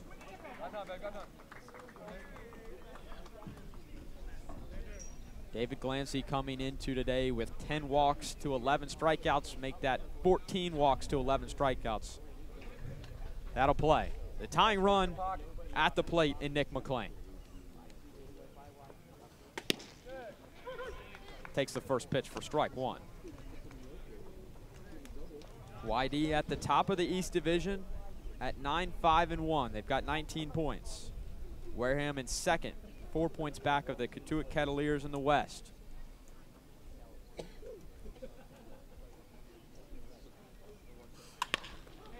Over the third base bag, but on the other side of it, foul ball. You mentioned they're back of Cotuit. They play Cotuit on Friday. If they can close it to 2 points tonight and tomorrow, Friday could be a battle for first place in the division. And that season series is split 1-1, so that is for the lead.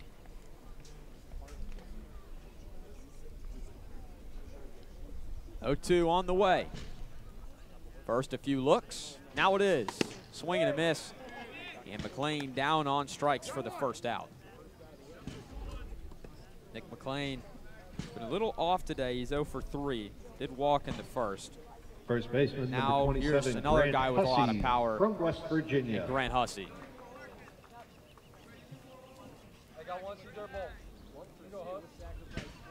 You've got 2 teams that excel in these situations. The Gatemen are 6-2 at home. The Red Sox 5-2 on the road.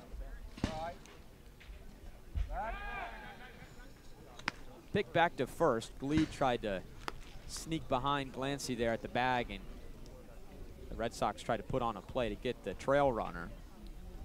Unsuccessful.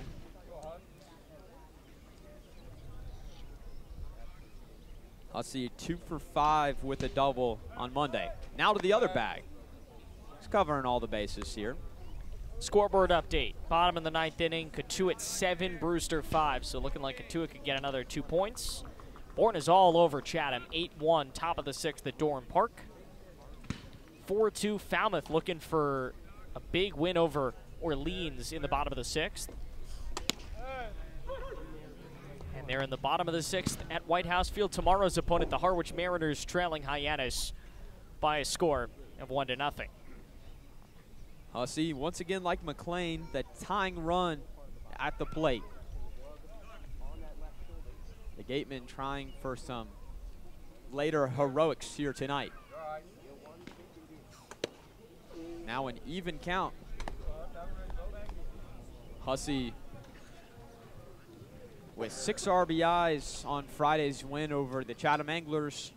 A bulk of that came in one at-bat, a grand slam in the first inning off of Tanner Witt, a highly regarded prospect. So Doktorczyk in his 3rd inning of work, he's got through 2 1/3. He's gotten hit around a bit, but the Gatemen have been leaving runners on all day. They're up to 6 now as we're in the bottom of the 7th. A hearty hack, and Hussey comes up with nothing to count even. Bobby Bozer is on deck. Landon Wallace in the hole, 2 righties.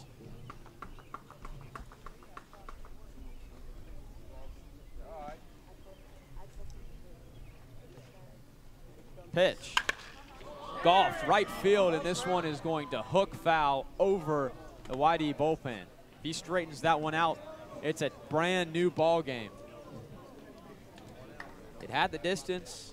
It had the exit velocity at 97.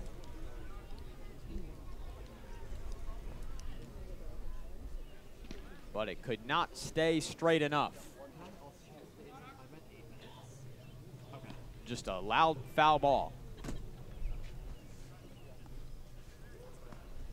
Let's try it again. Hussey, left center field gap, a big gap, and it's gonna get down. Caulfield comes around and scores. David Glancy right behind him. Grant Hussey's 2-run double cuts the deficit to 1.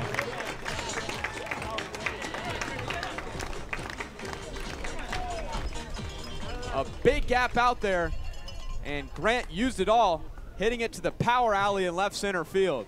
And he is the tying run just 180 feet away. Third baseman number 6, Bobby Bozer. Terrific piece of hitting from the Huss bus. That was some clutch hitting. And now it's up to Bozer. Try and move him up, tie this thing. Feels like all the momentum is going Wareham's way. 3rd double of the season for Grant Hussey. Pitch to Bozer, misses outside. And if there ever was a point for redemption for Bobby Bozer, it would be this situation right here. 2 errors at 3rd base today, 1 in the 1st inning, 1 more recently in the 7th. He takes a strike, but that can wipe with a hit to tie this game or an even bigger knock to give the Gatemen the lead. YD got off to a lead in the 1st with a 3 spot and then added another one in the 2nd. The Gatemen have been clawing back. Bozer chases it off the outside corner. Tomorrow's pitching matchup, Casey Talent, 2nd start of the season, and our beat writer Joanna Dwyer will be happy, and Elon guy Joe Savino goes for the Harwich Mariners. Bozer choked up on the red Victus bat. Trying to at least move Hussey 90 feet further. And he's not gonna have to do anything except for take that pitch, because a wild pitch has the tying run just 90 feet away. They've gotten in Doktorzyk's head right now, 2-2. Bozer has a real opportunity to do some damage if Doktorczyk throws him a good pitch. These are the situations that Mike Mobbs, who's the 3rd base coach and the hitting coach, is talking about. Runner on 3rd, less than 2 outs. Good teams succeed in these situations and get these runs in. Can Bozer do it here? The 2-2, high. And the infield is playing in. They will cut off this run if he tries to score. 7th inning. They know that Wareham had the lead and gave it up and didn't get it back the last time these two met. Bozer stays alive. They don't want to fall into that same trap. Wareham, just like YD, was up by 4. But as soon as the Red Sox came back, it just felt like a punch, and the Gatemen just got deflated. And not only did they not get it back, they lost the game. YD wants to keep this lead. They're going to cut that run off. It's a battle between Doc Torzik and Bozer. Who comes out on top? The 3-2. Inside, ball 4. And the line moves. Now to Landon Wallace. Designated hitter number Well, 12, Wallace started his Landon day off with a Wallace couple of from West flyouts, but his Virginia. last at bat could not have gone better, and he's got a great opportunity right now to tie this thing up. 357 hitter. He is one of the highest averages on this team. He has a chance right now to do something, and I don't think Scott Pickler's going to let Doc Torzik face him, which is a smart move.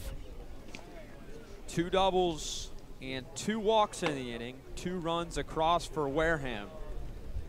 It's a long game, and the Gatemen have been held off the board for a while. They got 2 across in the 5th, and now have 2 across in the 7th.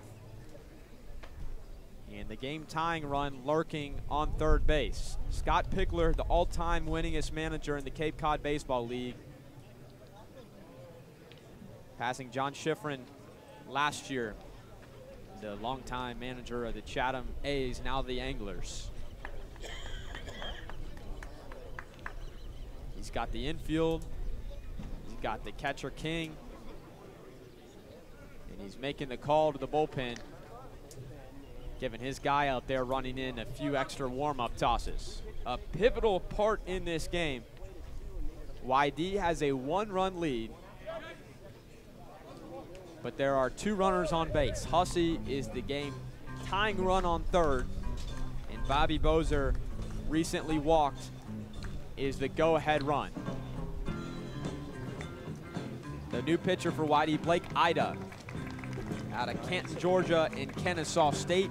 The 6'4", 220-pound righty has a jam to work himself out of, and we'll let him get loose and talk to you on the other side of the break. Stay with us. It's 5-4 YD.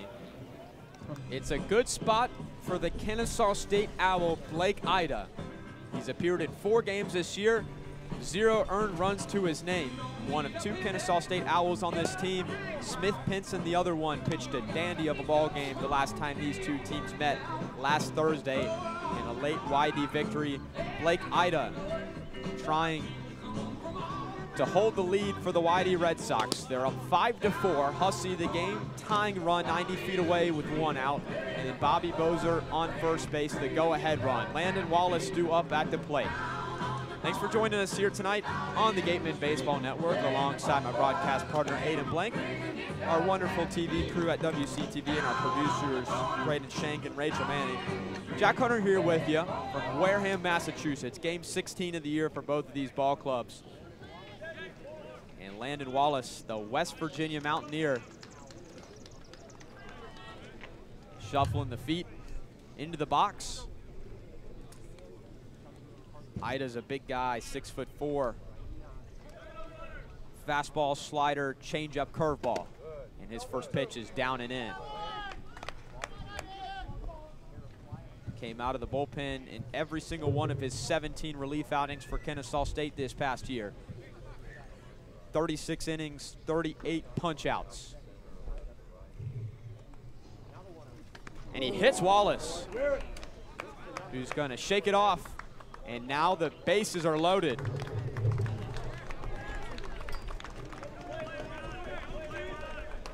Shortstop number 3. That's not the first Sebastian time Murillo Landon's been hit from by a Georgia. pitch. No, and both times he's been he's been almost happy to be hit. He's happy to just get on base. And he hustles down. And now, what an opportunity for Sebastian Murillo. Wallace got hit twice on Monday versus the Whitecaps. Murillo takes a slider for strike 1. He had a hit earlier. He's been on base twice. Sebastian also in that crowd that was at Fenway Park got to meet Luis Ariz. Does the hit tool transfer to Sebastian here? And he's down 0-2.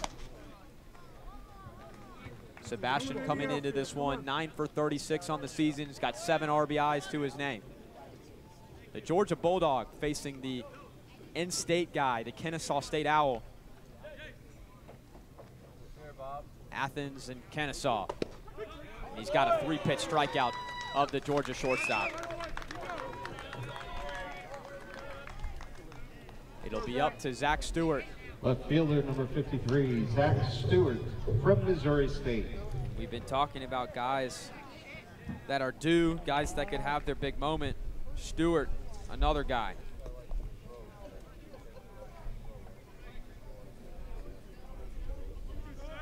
Oh for his last 6 at the plate in his last 2 starts.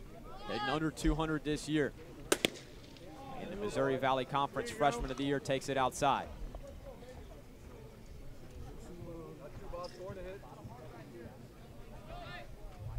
If Stewart can give one a ride, Wareham could have a comfortable lead.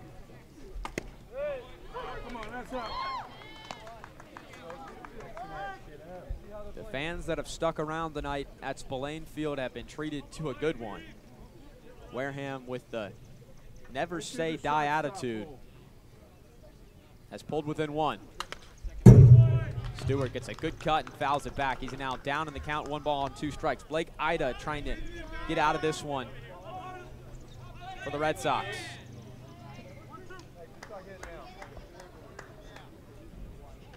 Can he do it?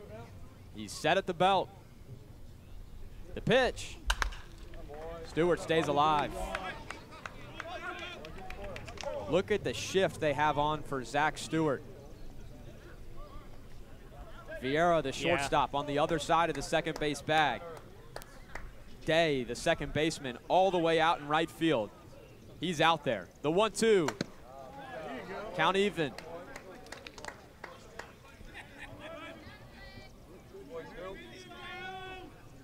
They want Stewart to try to put one on the right side. If he can put one on the left side, the Gatemen have the lead. Fly ball. Darby over. And he's not going to have enough room. It trickles into the visiting bleachers. Stewart working a quality at bat here. Deuces are wild. Wareham, 2 runs across on the inning. 2 hits, 2 walks, a hit batter. Stewart, 8th guy to the plate. And he pops one up on the infield. And interference is going to be called on Bozer. But the third baseman, Darby, is going to make the grab. The Gatemen get 2 runs across on 2 hits, and they leave them loaded. We go to the 8th now. It's just a 1-run game. Stay with us here on the Gatemen Baseball Network. Through 2 1/3 really quality innings, just gives up 1 unearned run. And he passes the line to the newest member of the Wareham Gatemen. That's the left-handed pitcher, Thomas Kane, who pitched 2 years at Rowan College before joining the Maryland Terps this past year, and in College Park, pitched in 17 games in his rookie season for Maryland, his junior season at the collegiate level. Pitched to a 7.31 ERA. Opponents hit 274 off of him. And the lefty's got a tough task ahead of him. The middle of the YD order, that's Hunter Hines, Will King, and then Day, who subbed in the game for Jacob Christian. Well, what better way to get him into the swing of things than just throw him right in the fire. Big opportunity right now for him to lock things down and make himself a go-to guy in this Gatemen bullpen. You know, he was activated last night, and he's here. Drove up from College Park, and now he's got a very clear task.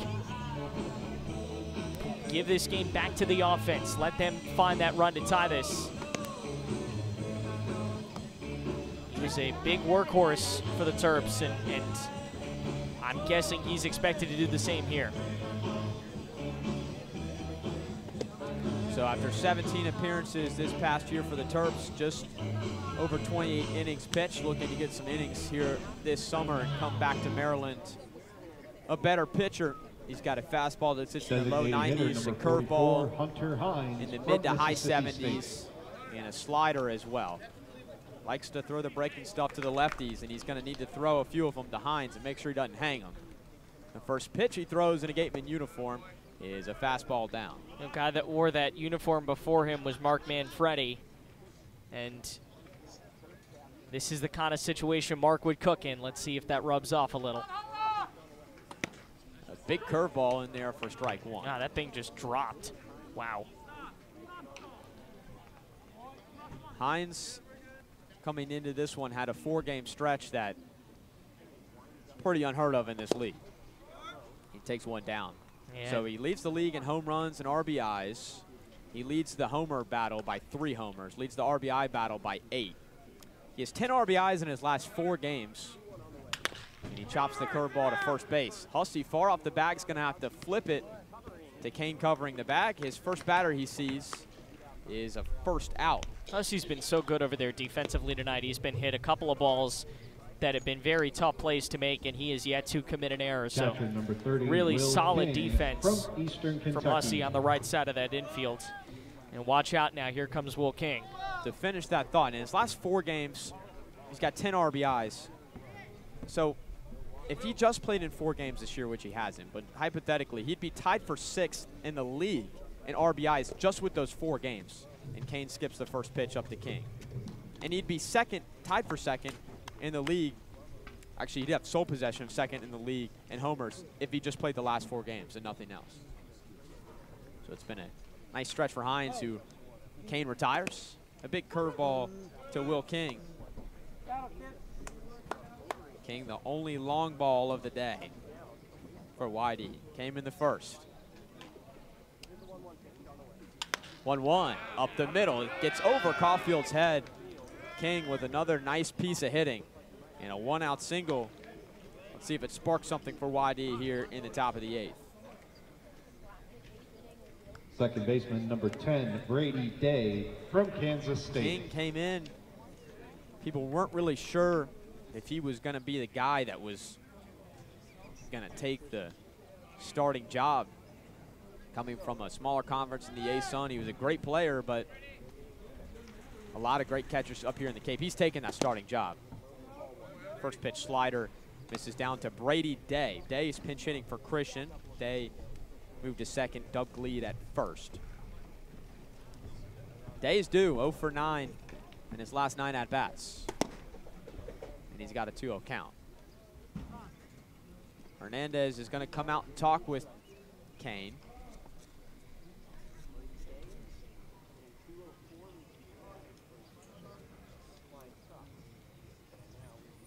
Kane pitched against some pretty quality opponents this year. Had an outing versus West Virginia, 2 outings versus Ole Miss, a few outings versus UCF.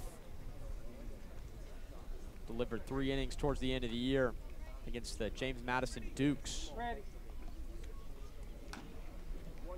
in the Sun Belt, or as some would refer to it as the Fun Belt. It's getting a little more foggy here in the 8th. The 2-0 down in a 3-0 count now for the Kansas State Wildcat.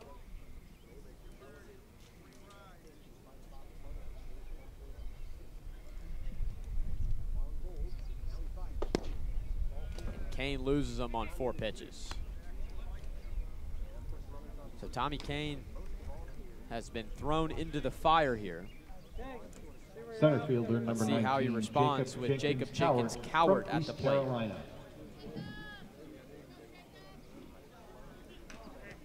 Well, he needs a ground ball here. Just get out of this. Get us to the last of the 8th. Let the offense hit. And his first pitch just misses down.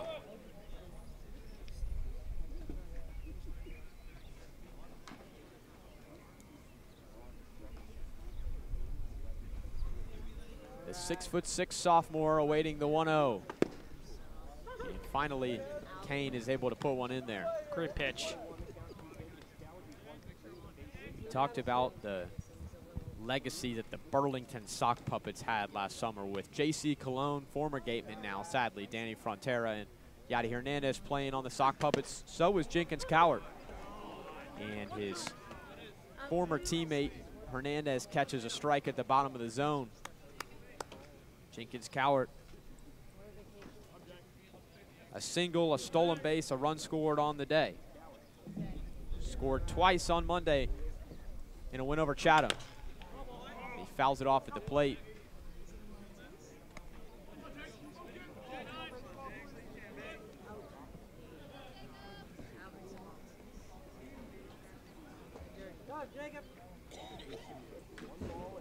Kane, standing at 6'1", 180 pounds. Delivers the 1-2. Slider down. He is a sociology major.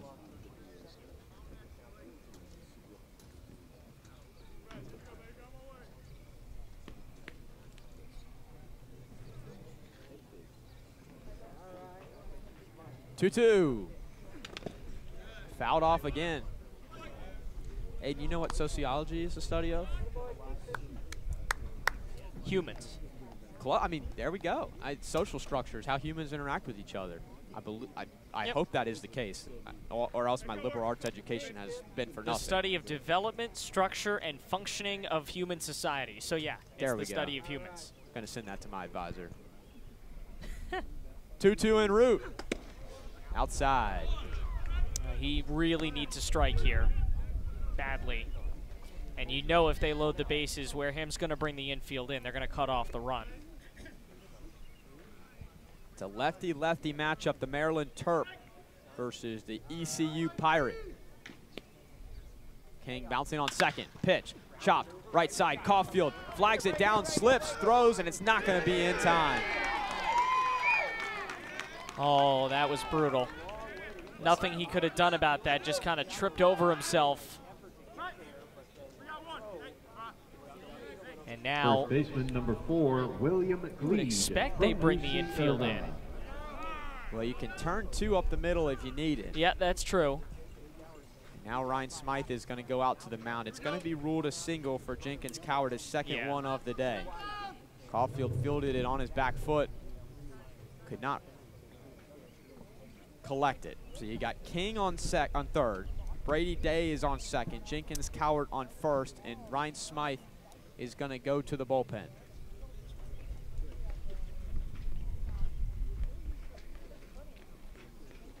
I believe it is Will Koger that is getting the call here.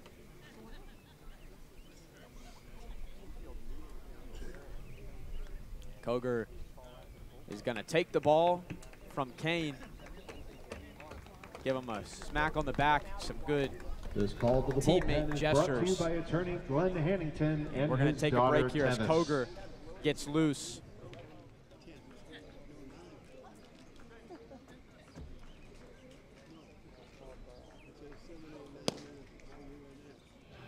Will Koger, the Gatemen veteran, tasked with leaving YD with a donut on the scoreboard here in the top of the 8th. Dub Gleed at the dish. The UC Irvine Anteater. Koger last pitched on Friday in relief versus the Chatham Anglers. His first pitch, a breaking ball that just misses. I love this move by Ryan Smythe. Go to a guy who knows this league, who knows this team. In arguably the biggest situation of this game, at least defensively, you go to the vet. To third and foul, almost gets a piece of Scott Pickler. That's a little wake-up call here as we're just past 8:30. 2.5 hours in. It's been a fun ball game to be a part of. Koger started one game this year. It was 2 Fridays ago on the road versus Chatham. Struck out 2 in his last relief outing last Friday. Takes a deep breath. 1-1, showing bunt is Gleed. He was able to pull back. The corners are in. That's Bozer and Hussey. Murillo and Caulfield, double play depth up the middle. The outfield, a tad shallow, not too much.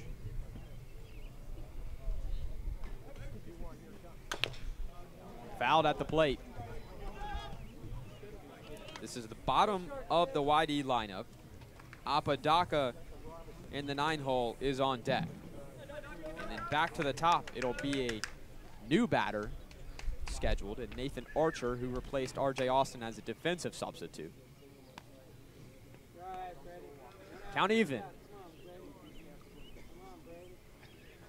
The 2-2. A great take by Glee. Glee trying to win the battle. He's 0 for 3. Reached on an error in the 7th and scored. Was 0 for 3 on Monday.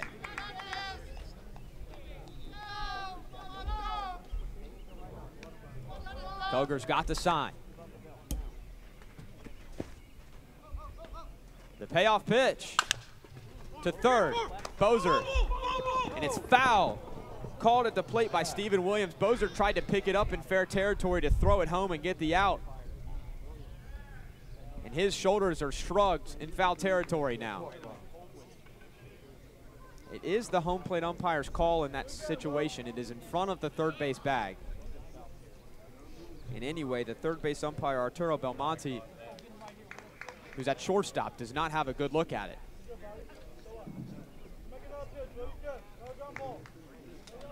So the best guy to see it is the one that makes the call. Pinch runner at first base for the Red Sox.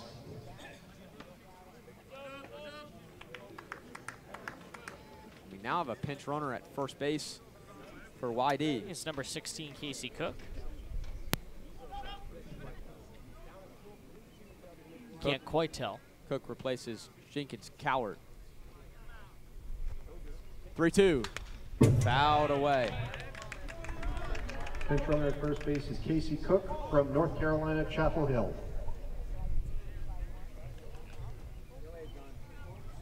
So Scott Pigler looking to add some speed over there at first. Another payoff pitch on the way. Here it is. Cracked hard and foul. Cook started when these two teams faced off against each other last Thursday. He went 0 for 3 before being lifted for a pinch hitter in the 9th. Lead at the plate. He's 0 for his last 6. He's another guy that is due.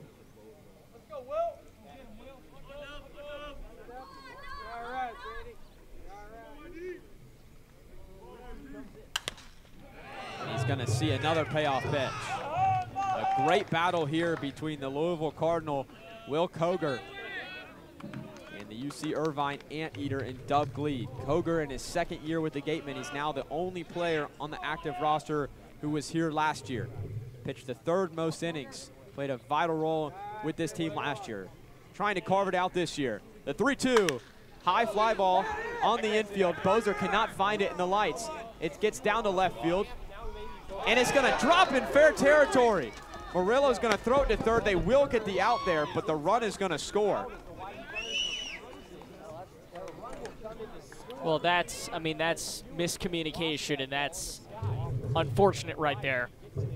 Murillo and Stewart still having words. That was rough. You gotta call it in that situation. Right fielder number 3, someone has to step up. Apodaca from Gonzaga. So it'll go down as a 6-5 fielder's choice. That was an interesting play. King is going to score. Brady Day gets cut at 3rd. Got Cook at 2nd. Lead at 1st. Apodaca in the 9-hole. First hack, and it clanks off of Wareham Middle School. It ricochets to a lucky fan down there. Just gonna return it to our back girl.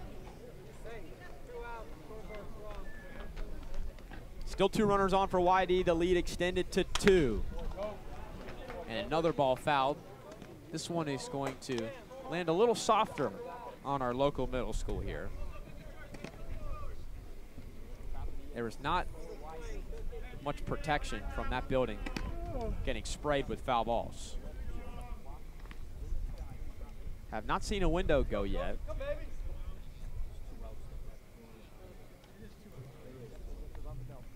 Two outs in the inning. 0-2, fouled back.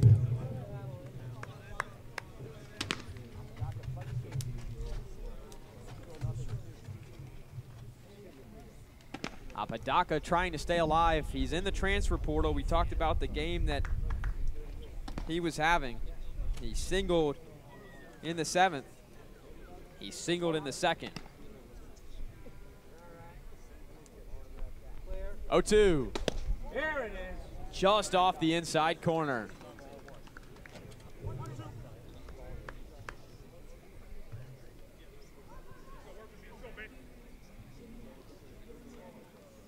Apodaca hitting .351 on the year, 13 for 37 after 2 hits today. And the 1-2 offering, another foul ball. And these Red Sox hitters have been pesky here in the 8th inning. Multiple gritty at-bats.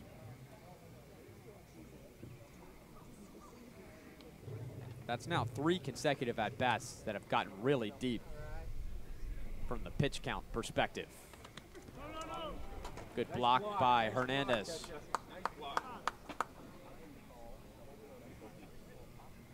Koger, the 2nd pitcher in the inning for Wareham. Tommy Kane got 1 out, surrendered 2 hits and a walk. The run scored charged to him.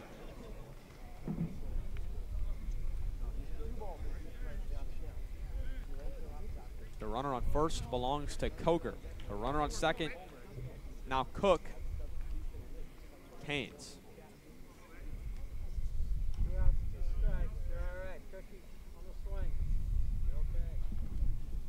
2-2. Swing and a miss. Foul tipped.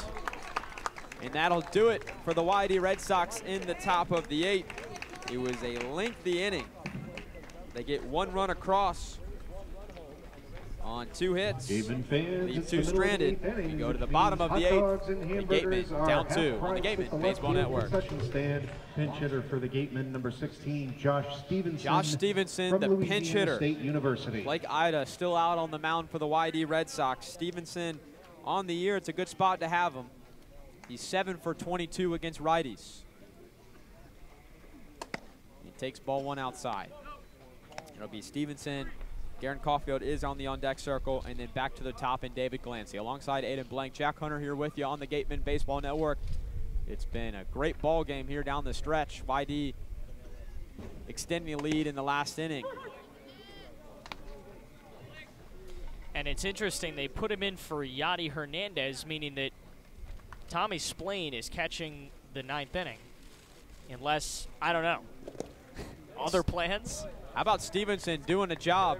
He gets hit and reaches first base. That's the 2nd hit batter for Ida, and that's the 5th consecutive inning that the Gatemen have led off a frame, reaching base.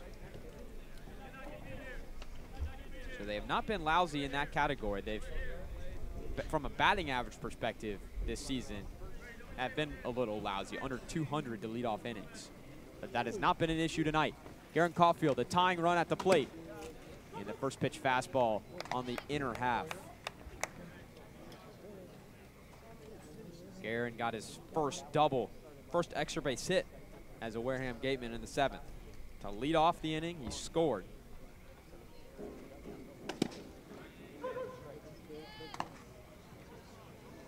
He scored 2 out of the 4 runs for Wareham today. Also had a single to lead off the 5th. So he's been a big charge behind the Gatemen being able to reach safely to begin an inning. Pick that one up on our crowd mic, a little chin music. That's a great way to describe it.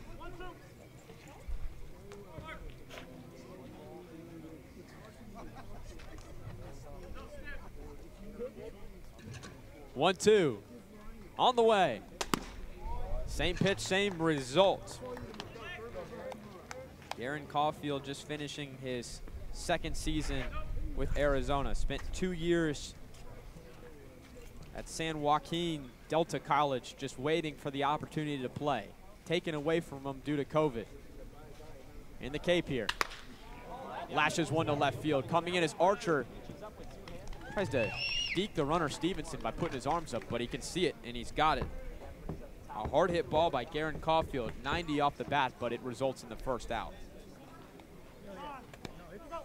Now you turn it over, a guy who's done really well tonight. 4 walks for David Glancy, and an opportunity to right now either get his first hit or move him up with another walk. Glancy has had a knack for getting on base tonight. The D Red Sox are going to have to go through the giants of this Gateman order to win this ball game. It starts here with David Glancy in the leadoff spot. And then you've got a Nick McLean who's due right up next. Blake Ida, the Kennesaw State Owl, on the bump. Glancy able to lay it off. Glancy on the day, 0 for 0. Due to 4 walks, 1 in the first, 1 in the third, 1 in the fifth, and 1 in the 7th. It's a good sign for the Gateman offense that he's back up here in the 8th. Sending 8 guys to the plate in the 7th. He's got a good count here, 2 balls and 1 strike. Ida feeding him a healthy diet of sliders. 2 really good blocks there from King behind the plate. He's done a great job refusing to allow Stevenson to advance up a base.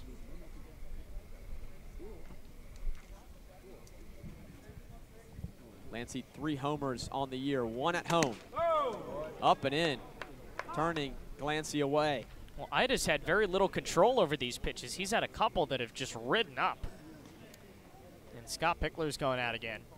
Ida relieved Jason Doktorzik after 2 1/3 innings in the 7th inning. He hit the first batter he faced, and Landon Wallace then retired Murillo and Stewart to end the inning.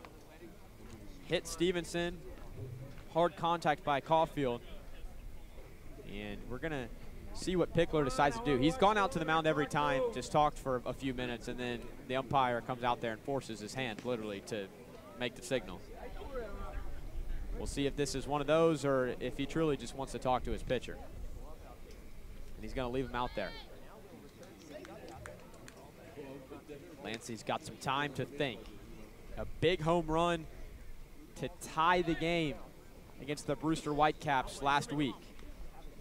His homer tied the game at home versus Orleans before that. And on opening day, a 3-run shot blew the game open, and in a 1-run victory, proved to be a big-time knock. He's got a 3-1 count.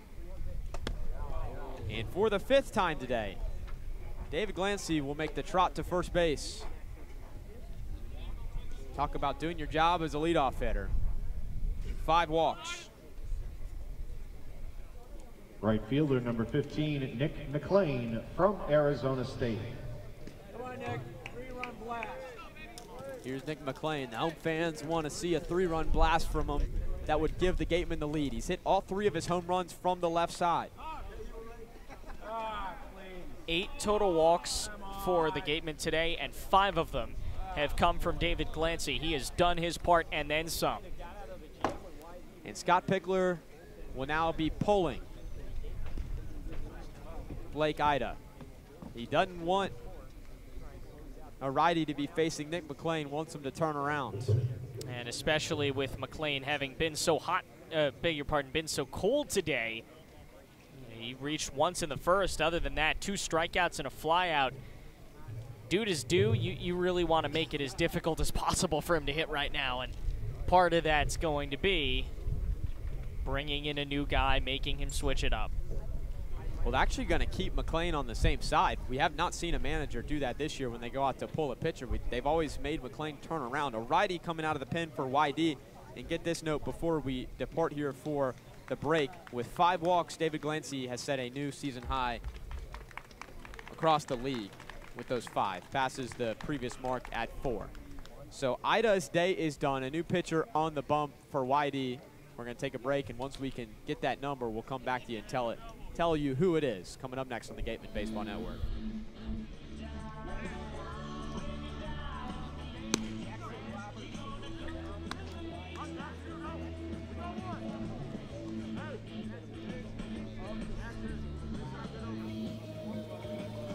Jackson Roberts, the new pitcher. You're looking at the Big South Freshman of the Year. Had an ERA of just .216 this year for the Fighting Camels. The 6'1" righty from Greensboro toes the rubber. His first pitch to Nick McLean misses high. Only 2 innings pitched this season in 2 games, 2 strikeouts, 4 hits, a 4.5 ERA. He relieves Blake Ida, who pitched in parts of 2 innings, 1 full inning. And a breaking ball on the inside corner.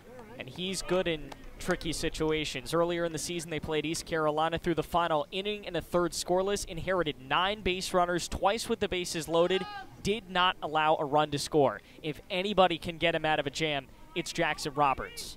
Nick McLean, the go-ahead run. Little accidental swing, and he's down in the count, 1 ball and 2 strikes. 1 out here in the bottom of the 8th. Grant Hussey on deck. 0 runs across currently for the Gatemen in the bottom of the 8th. Stevenson at second after he got hit. David Glancy, his 5th walk, a new league-wide single game high. McLean 1 for 5 yesterday. He's 0 for 3 today. The inside pitch pushes him off the plate. The count even at 2 balls and 2 strikes. 1 out in this inning. All he's got to do is avoid the double play. Just get the ball in play, see if he can move a couple guys up. Coming into the game, top 5 in the league in batting average at .364. 2-2. Crushed. Right field. Coming in is Cook. It gets by him. Stevenson's going to come around and score. Glancy's chugging into 3rd. He gets the stop sign. It's a 1-run ball game thanks to Nick McLean. Well, he'll take it. Maybe not the most successful night for him at the plate, but he comes through. The dude is a gamer. And now a base hit can not only tie this game, it could give him the lead. He hit it well, 104 off the bat. It snuck under the glove of Casey Cook in the game as a defensive replacement. And Grant Hussey with 2 runners in scoring position.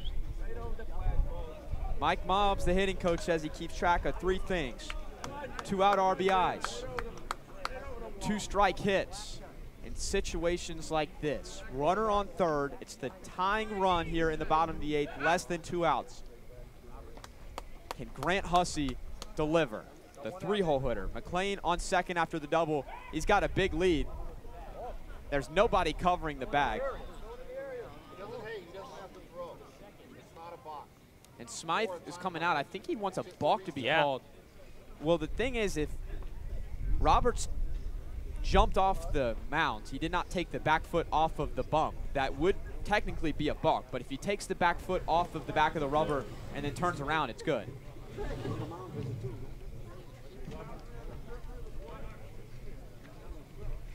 Max Vieira, the shortstop, was nowhere near the bag, or was the 2nd baseman Brady Day.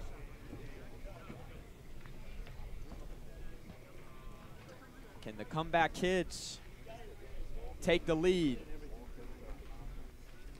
The home fans patiently await. Grant Hussey. Back pick to 3rd. Glancy in there.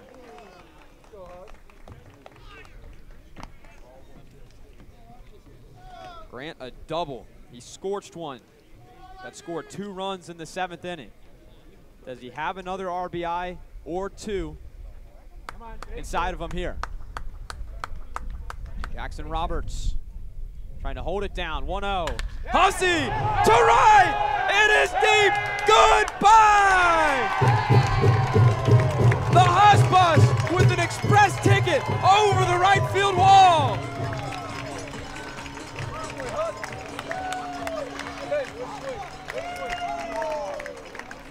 It's what that dude does. That's light tower power from Grant Hussey.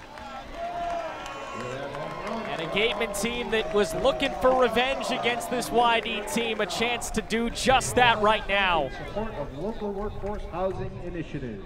A 5 spot in the bottom of the 8th. 1 loud swing by Grant Hussey.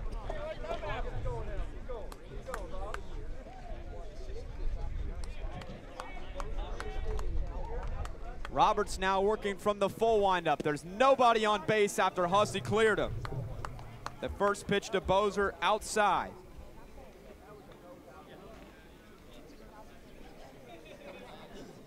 There was little doubt that that baseball was staying in the park.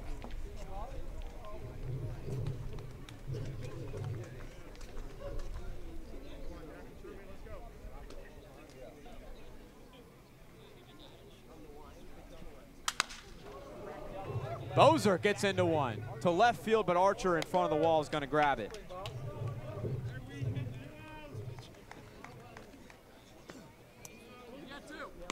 It is 8-6. Wareham on top here in the bottom of the 8th. Stevenson got hit. He scored thanks to a Nick McLean double. And Hussey brought home 3. Here's Landon Wallace. He takes strike 1.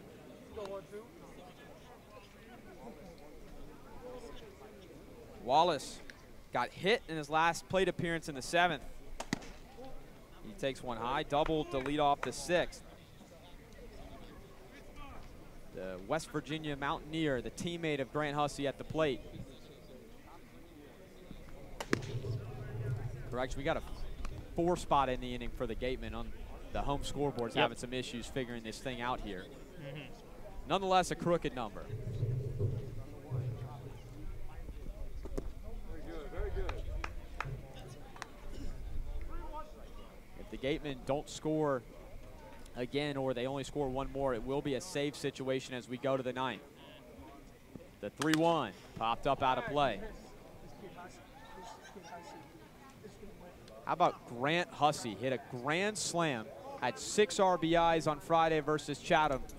A 2 RBI double here tonight, his 3rd double, and his 2nd home run, the loudest swing of this game. When he's on, he's on. And Wallace is on first.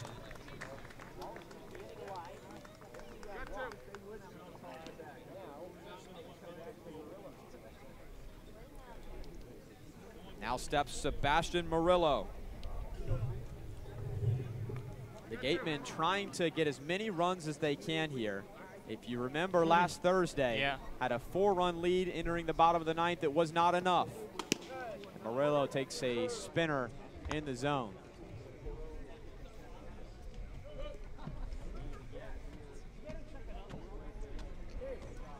Murillo, the shortstop from the University of Georgia, has flashed the leather so many times here at Spillane Field. And he pops one up, left field. Archer and Apodaca over Archer, the one in left field to make the grab. How about the Gatemen? 6 runs in the last 2 frames. A 2-run lead as we go to the top of the 9th. Can they hold on? We'll have it for you next here on the Gatemen Baseball Network.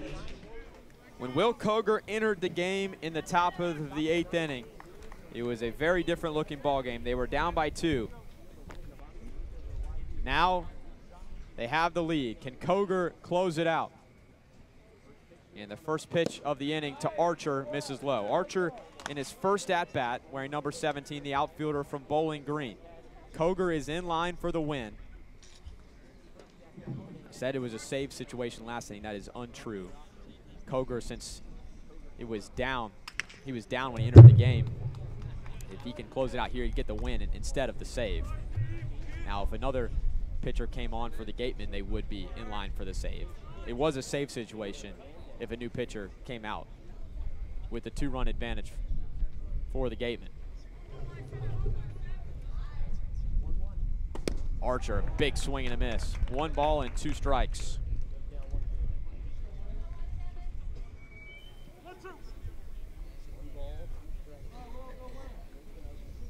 Koger got the last 3 outs. Got the last 2 outs in the 8th. 1-2, fouled back right our way.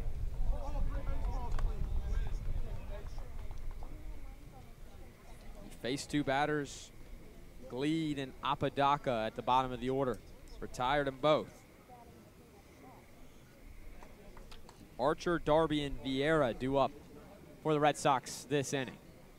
1-2, swing and a miss. He got him. A changeup on the outside corner, and the Gatemen are 2 outs away. Well, here's Xander Darby, who has had a very successful day. You can't let your foot off the brake. I'm sure that's what Ryan Smythe was telling his team before they ran out, is that right now, you know the situation. This is a lot less of a cushion than you had the last time, and they still came back. Game's not over until you get 3 outs right now. The Gatemen have learned that lesson, especially in Yarmouth last week. Tommy Splain is in the game at catcher, getting caught up in all those substitutions and all that action. Josh Stevenson pinch hit for Yadi Hernandez last inning. So Splain, the only catcher currently here right now, except for Hernandez. Inside, 2-0. The Gatemen are 6-2 at home. It's been a home field advantage all year long for Wareham. The D Red Sox have been strong at home and on the road. They're 5-2 away from their home ballpark.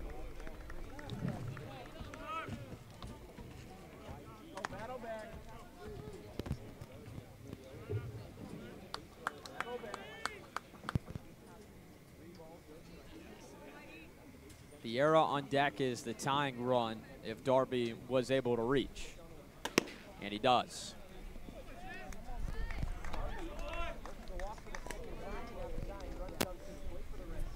And here comes the Seton Hall Pirate, Max Vieira. Let's see if the Gatemen bullpen can finish this out. They've been depleted over the past few days. The whole pitching staff has. Danny Frontera and Lucas Malstead, 2 of the best relievers in the league. Both had to go home. Koger now thrusted into this situation. Can he finish out a great comeback? First base side, Hussey's got room, and he grabs it. 1 out away.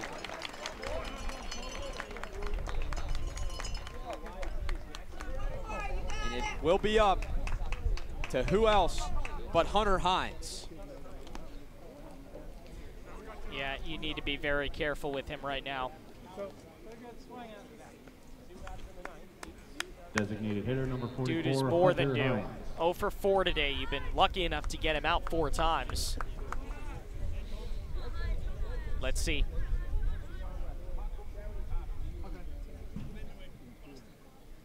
First pitch to him.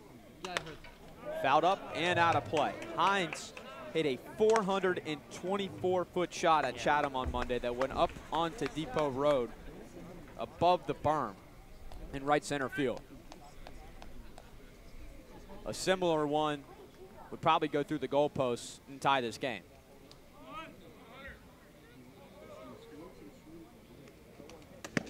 A big swing and a miss, and the Gatemen are 1 strike away. Yep, there's your home run swing. Let's see if he has 1 more of those. Koger's just got to get 1 more strike here.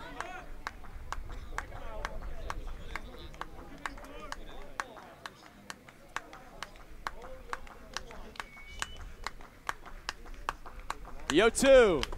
Called strike 3.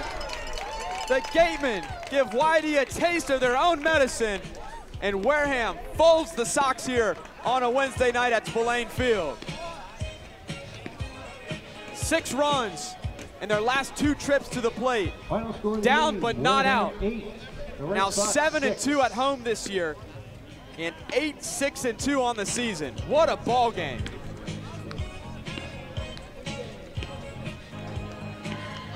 Losing pitcher for the Red Sox is Jackson Roberts. Winning pitcher for the Gatemen is Will Koger. Will Koger gets the win.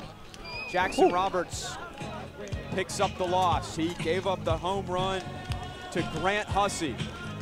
I mean, that's one of the great finishes of the season for them. This is now 5 consecutive games where they've earned points, and in 4 of those, they've earned 2 points. I mean, this is a team that is capable of beating anybody on any night. Thank you, if you keep this group together, they're going to be special. We hope to see you back at our next home game this Saturday. This is a serious group. And I mean, what an unbelievable finish. You know, felt like they were left for dead. They couldn't buy a hit the first couple of innings. Couldn't buy a run, rather. And finally, they get one. Good night, everyone.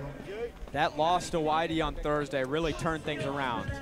They've been taking care of business at home. 4 straight wins at home since that loss. And the Gatemen continue to roll. And Amanda Foster is standing by. Amanda? I'm here with our Gatemen Baseball Network player of the game, Grant Hussey. And Grant, you had that massive home run. As you were coming around the plate and crossing the plate, I saw you had a big smile on your face. What was going through your head? Baseball's fun. Yeah. When you're going through a good stretch, it's the best thing you can do. And you hit a double earlier in the game as well. Did you adjust anything in your swing at either of the times that you went up to the plate and got a hit? No, I'm just hitting the ball pretty well right now. Like I said, when you're going good, everything comes easy. So, yeah. And the team, what is it about this team that allows you to come back again when you're down almost the whole game and then come back and have these explosive innings? The team's pretty gritty. Everybody's bonded pretty well in these last week or so. So team chemistry is really good, and we all just want to win. I gotta say, the last time we talked, you weren't necessarily as talkative and expressive. What's changed for you since being in Wareham? Just getting more comfortable. Congratulations, thank you, guys. Thank you, Amanda. Your final score here today, 8-6. Wareham scored 6 of them. In the last 2 frames off of 4 hits, a loud swing by Grant Hussey, a big-time double the at-bat before by Nick McLean. And Aiden, this lineup continues to do its job. They were held in check for really the first 6 innings of this game, but did not quit. No. I think that's the best thing about this team is twice now they've been down. They've been down 4 runs today, 5 runs against Bourne. Twice they've been down big numbers, and they just don't die. You know, they lose. If they lose it, they lose. You know, they've had some bad losses. Okay, it happens. But I think they've also had, the wins have been so wonderful, and especially those 2. This is, something has clicked with this team, and I would argue right now they're the hottest team in the league. Coming off an off day, you mentioned, worst possible time to have an off day. You've gotten points in 4 consecutive games. You've won 3 straight at home.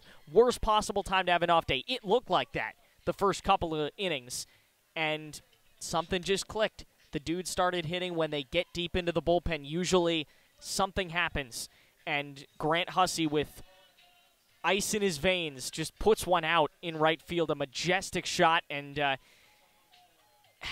now, I mean, they got a tough schedule coming up this weekend. I'll take this team against that schedule any day. You beat YD, you beat Catuit, 2 first-place teams in this most recent stretch. You played neck and neck on the road with Hyannis. Any given day in this league, and Aiden, we talked about how the offense has come alive at home, now 7-2 at Spillane Field. The pitching staff today, 3 unearned runs in the first inning. Eichhoff with a little bit of a shaky start, but he gets you through 4 2/3 innings and gets you to the bullpen in a good spot. Yeah, Eichhoff did a job. Chance did a job. Will Koger comes in at the end. He does a job. This is a bullpen that's gritty. You know, they get it, and I'm impressed. I was impressed by Eichhoff. You know, first 2 innings couldn't have gone worse for him, giving up those runs early. I'm sure that's not something he's necessarily used to. But he just finished, right? 3 innings. Turned it around. And that's the kind of start you want from your guys because you got to be able to trust the offense. And that's exactly what he did. He said, you know what? The offense can get me those runs. I just got to get us through a couple more innings scoreless. And that's exactly what he did. And this is going to be a fun season series, you can tell. 1 more at their place, 1 more at ours. I like this. I like this season series a lot. This is one of those, you know, maybe like Bourne that's going to be really fun matchups every single time, coming right down to the last frame. The Gatemen have recently lost 4 pitchers who pitched over 45 innings for them. And Mark Manfredi, Coleman Picard, Lucas Malstedt, Danny Frontera, all 4 of them combined gave up 8 or 9 earned runs on the year, less than 10. You got to replace those guys who have thrown a bulk of the innings for you. You got DeQuilla stepping up, Koger stepping up, Eichhoff in his first start today, as you mentioned. The pitching staff is not going to be the front line of this game in the game recap. It's going to be Hussey's home run, as it should be, but they keep him in this game. And also a lot of team at-bats late in the game, too. A lot of guys taking ball fours, moving the line, being patient at the plate. And baseball's a great game. I say it a lot, probably say it too much. You can't run out the clock on a team that's down. You still got to get the same number of outs as if you were losing versus if you're winning. And the Gatemen played to the final out today and pull out a big win over the D Red Sox. Your final score here today, 8-6, a big comeback win. The Gatemen score 6 runs in the last 2 trips to the plate. Will Koger picks up the win. Jackson Roberts picks up the loss. Harwich tomorrow should be an interesting battle depending on what they do today. They're done. They lost. Well, they're losing 8-3 in the top of the 9th, so we won't get ahead of that. But looks like the Hawks are going to take that one. So it looks like YD is going to stay in first place, but Harwich just 1 point behind. It's going to be a fun matchup tomorrow, our first trip to White House Field.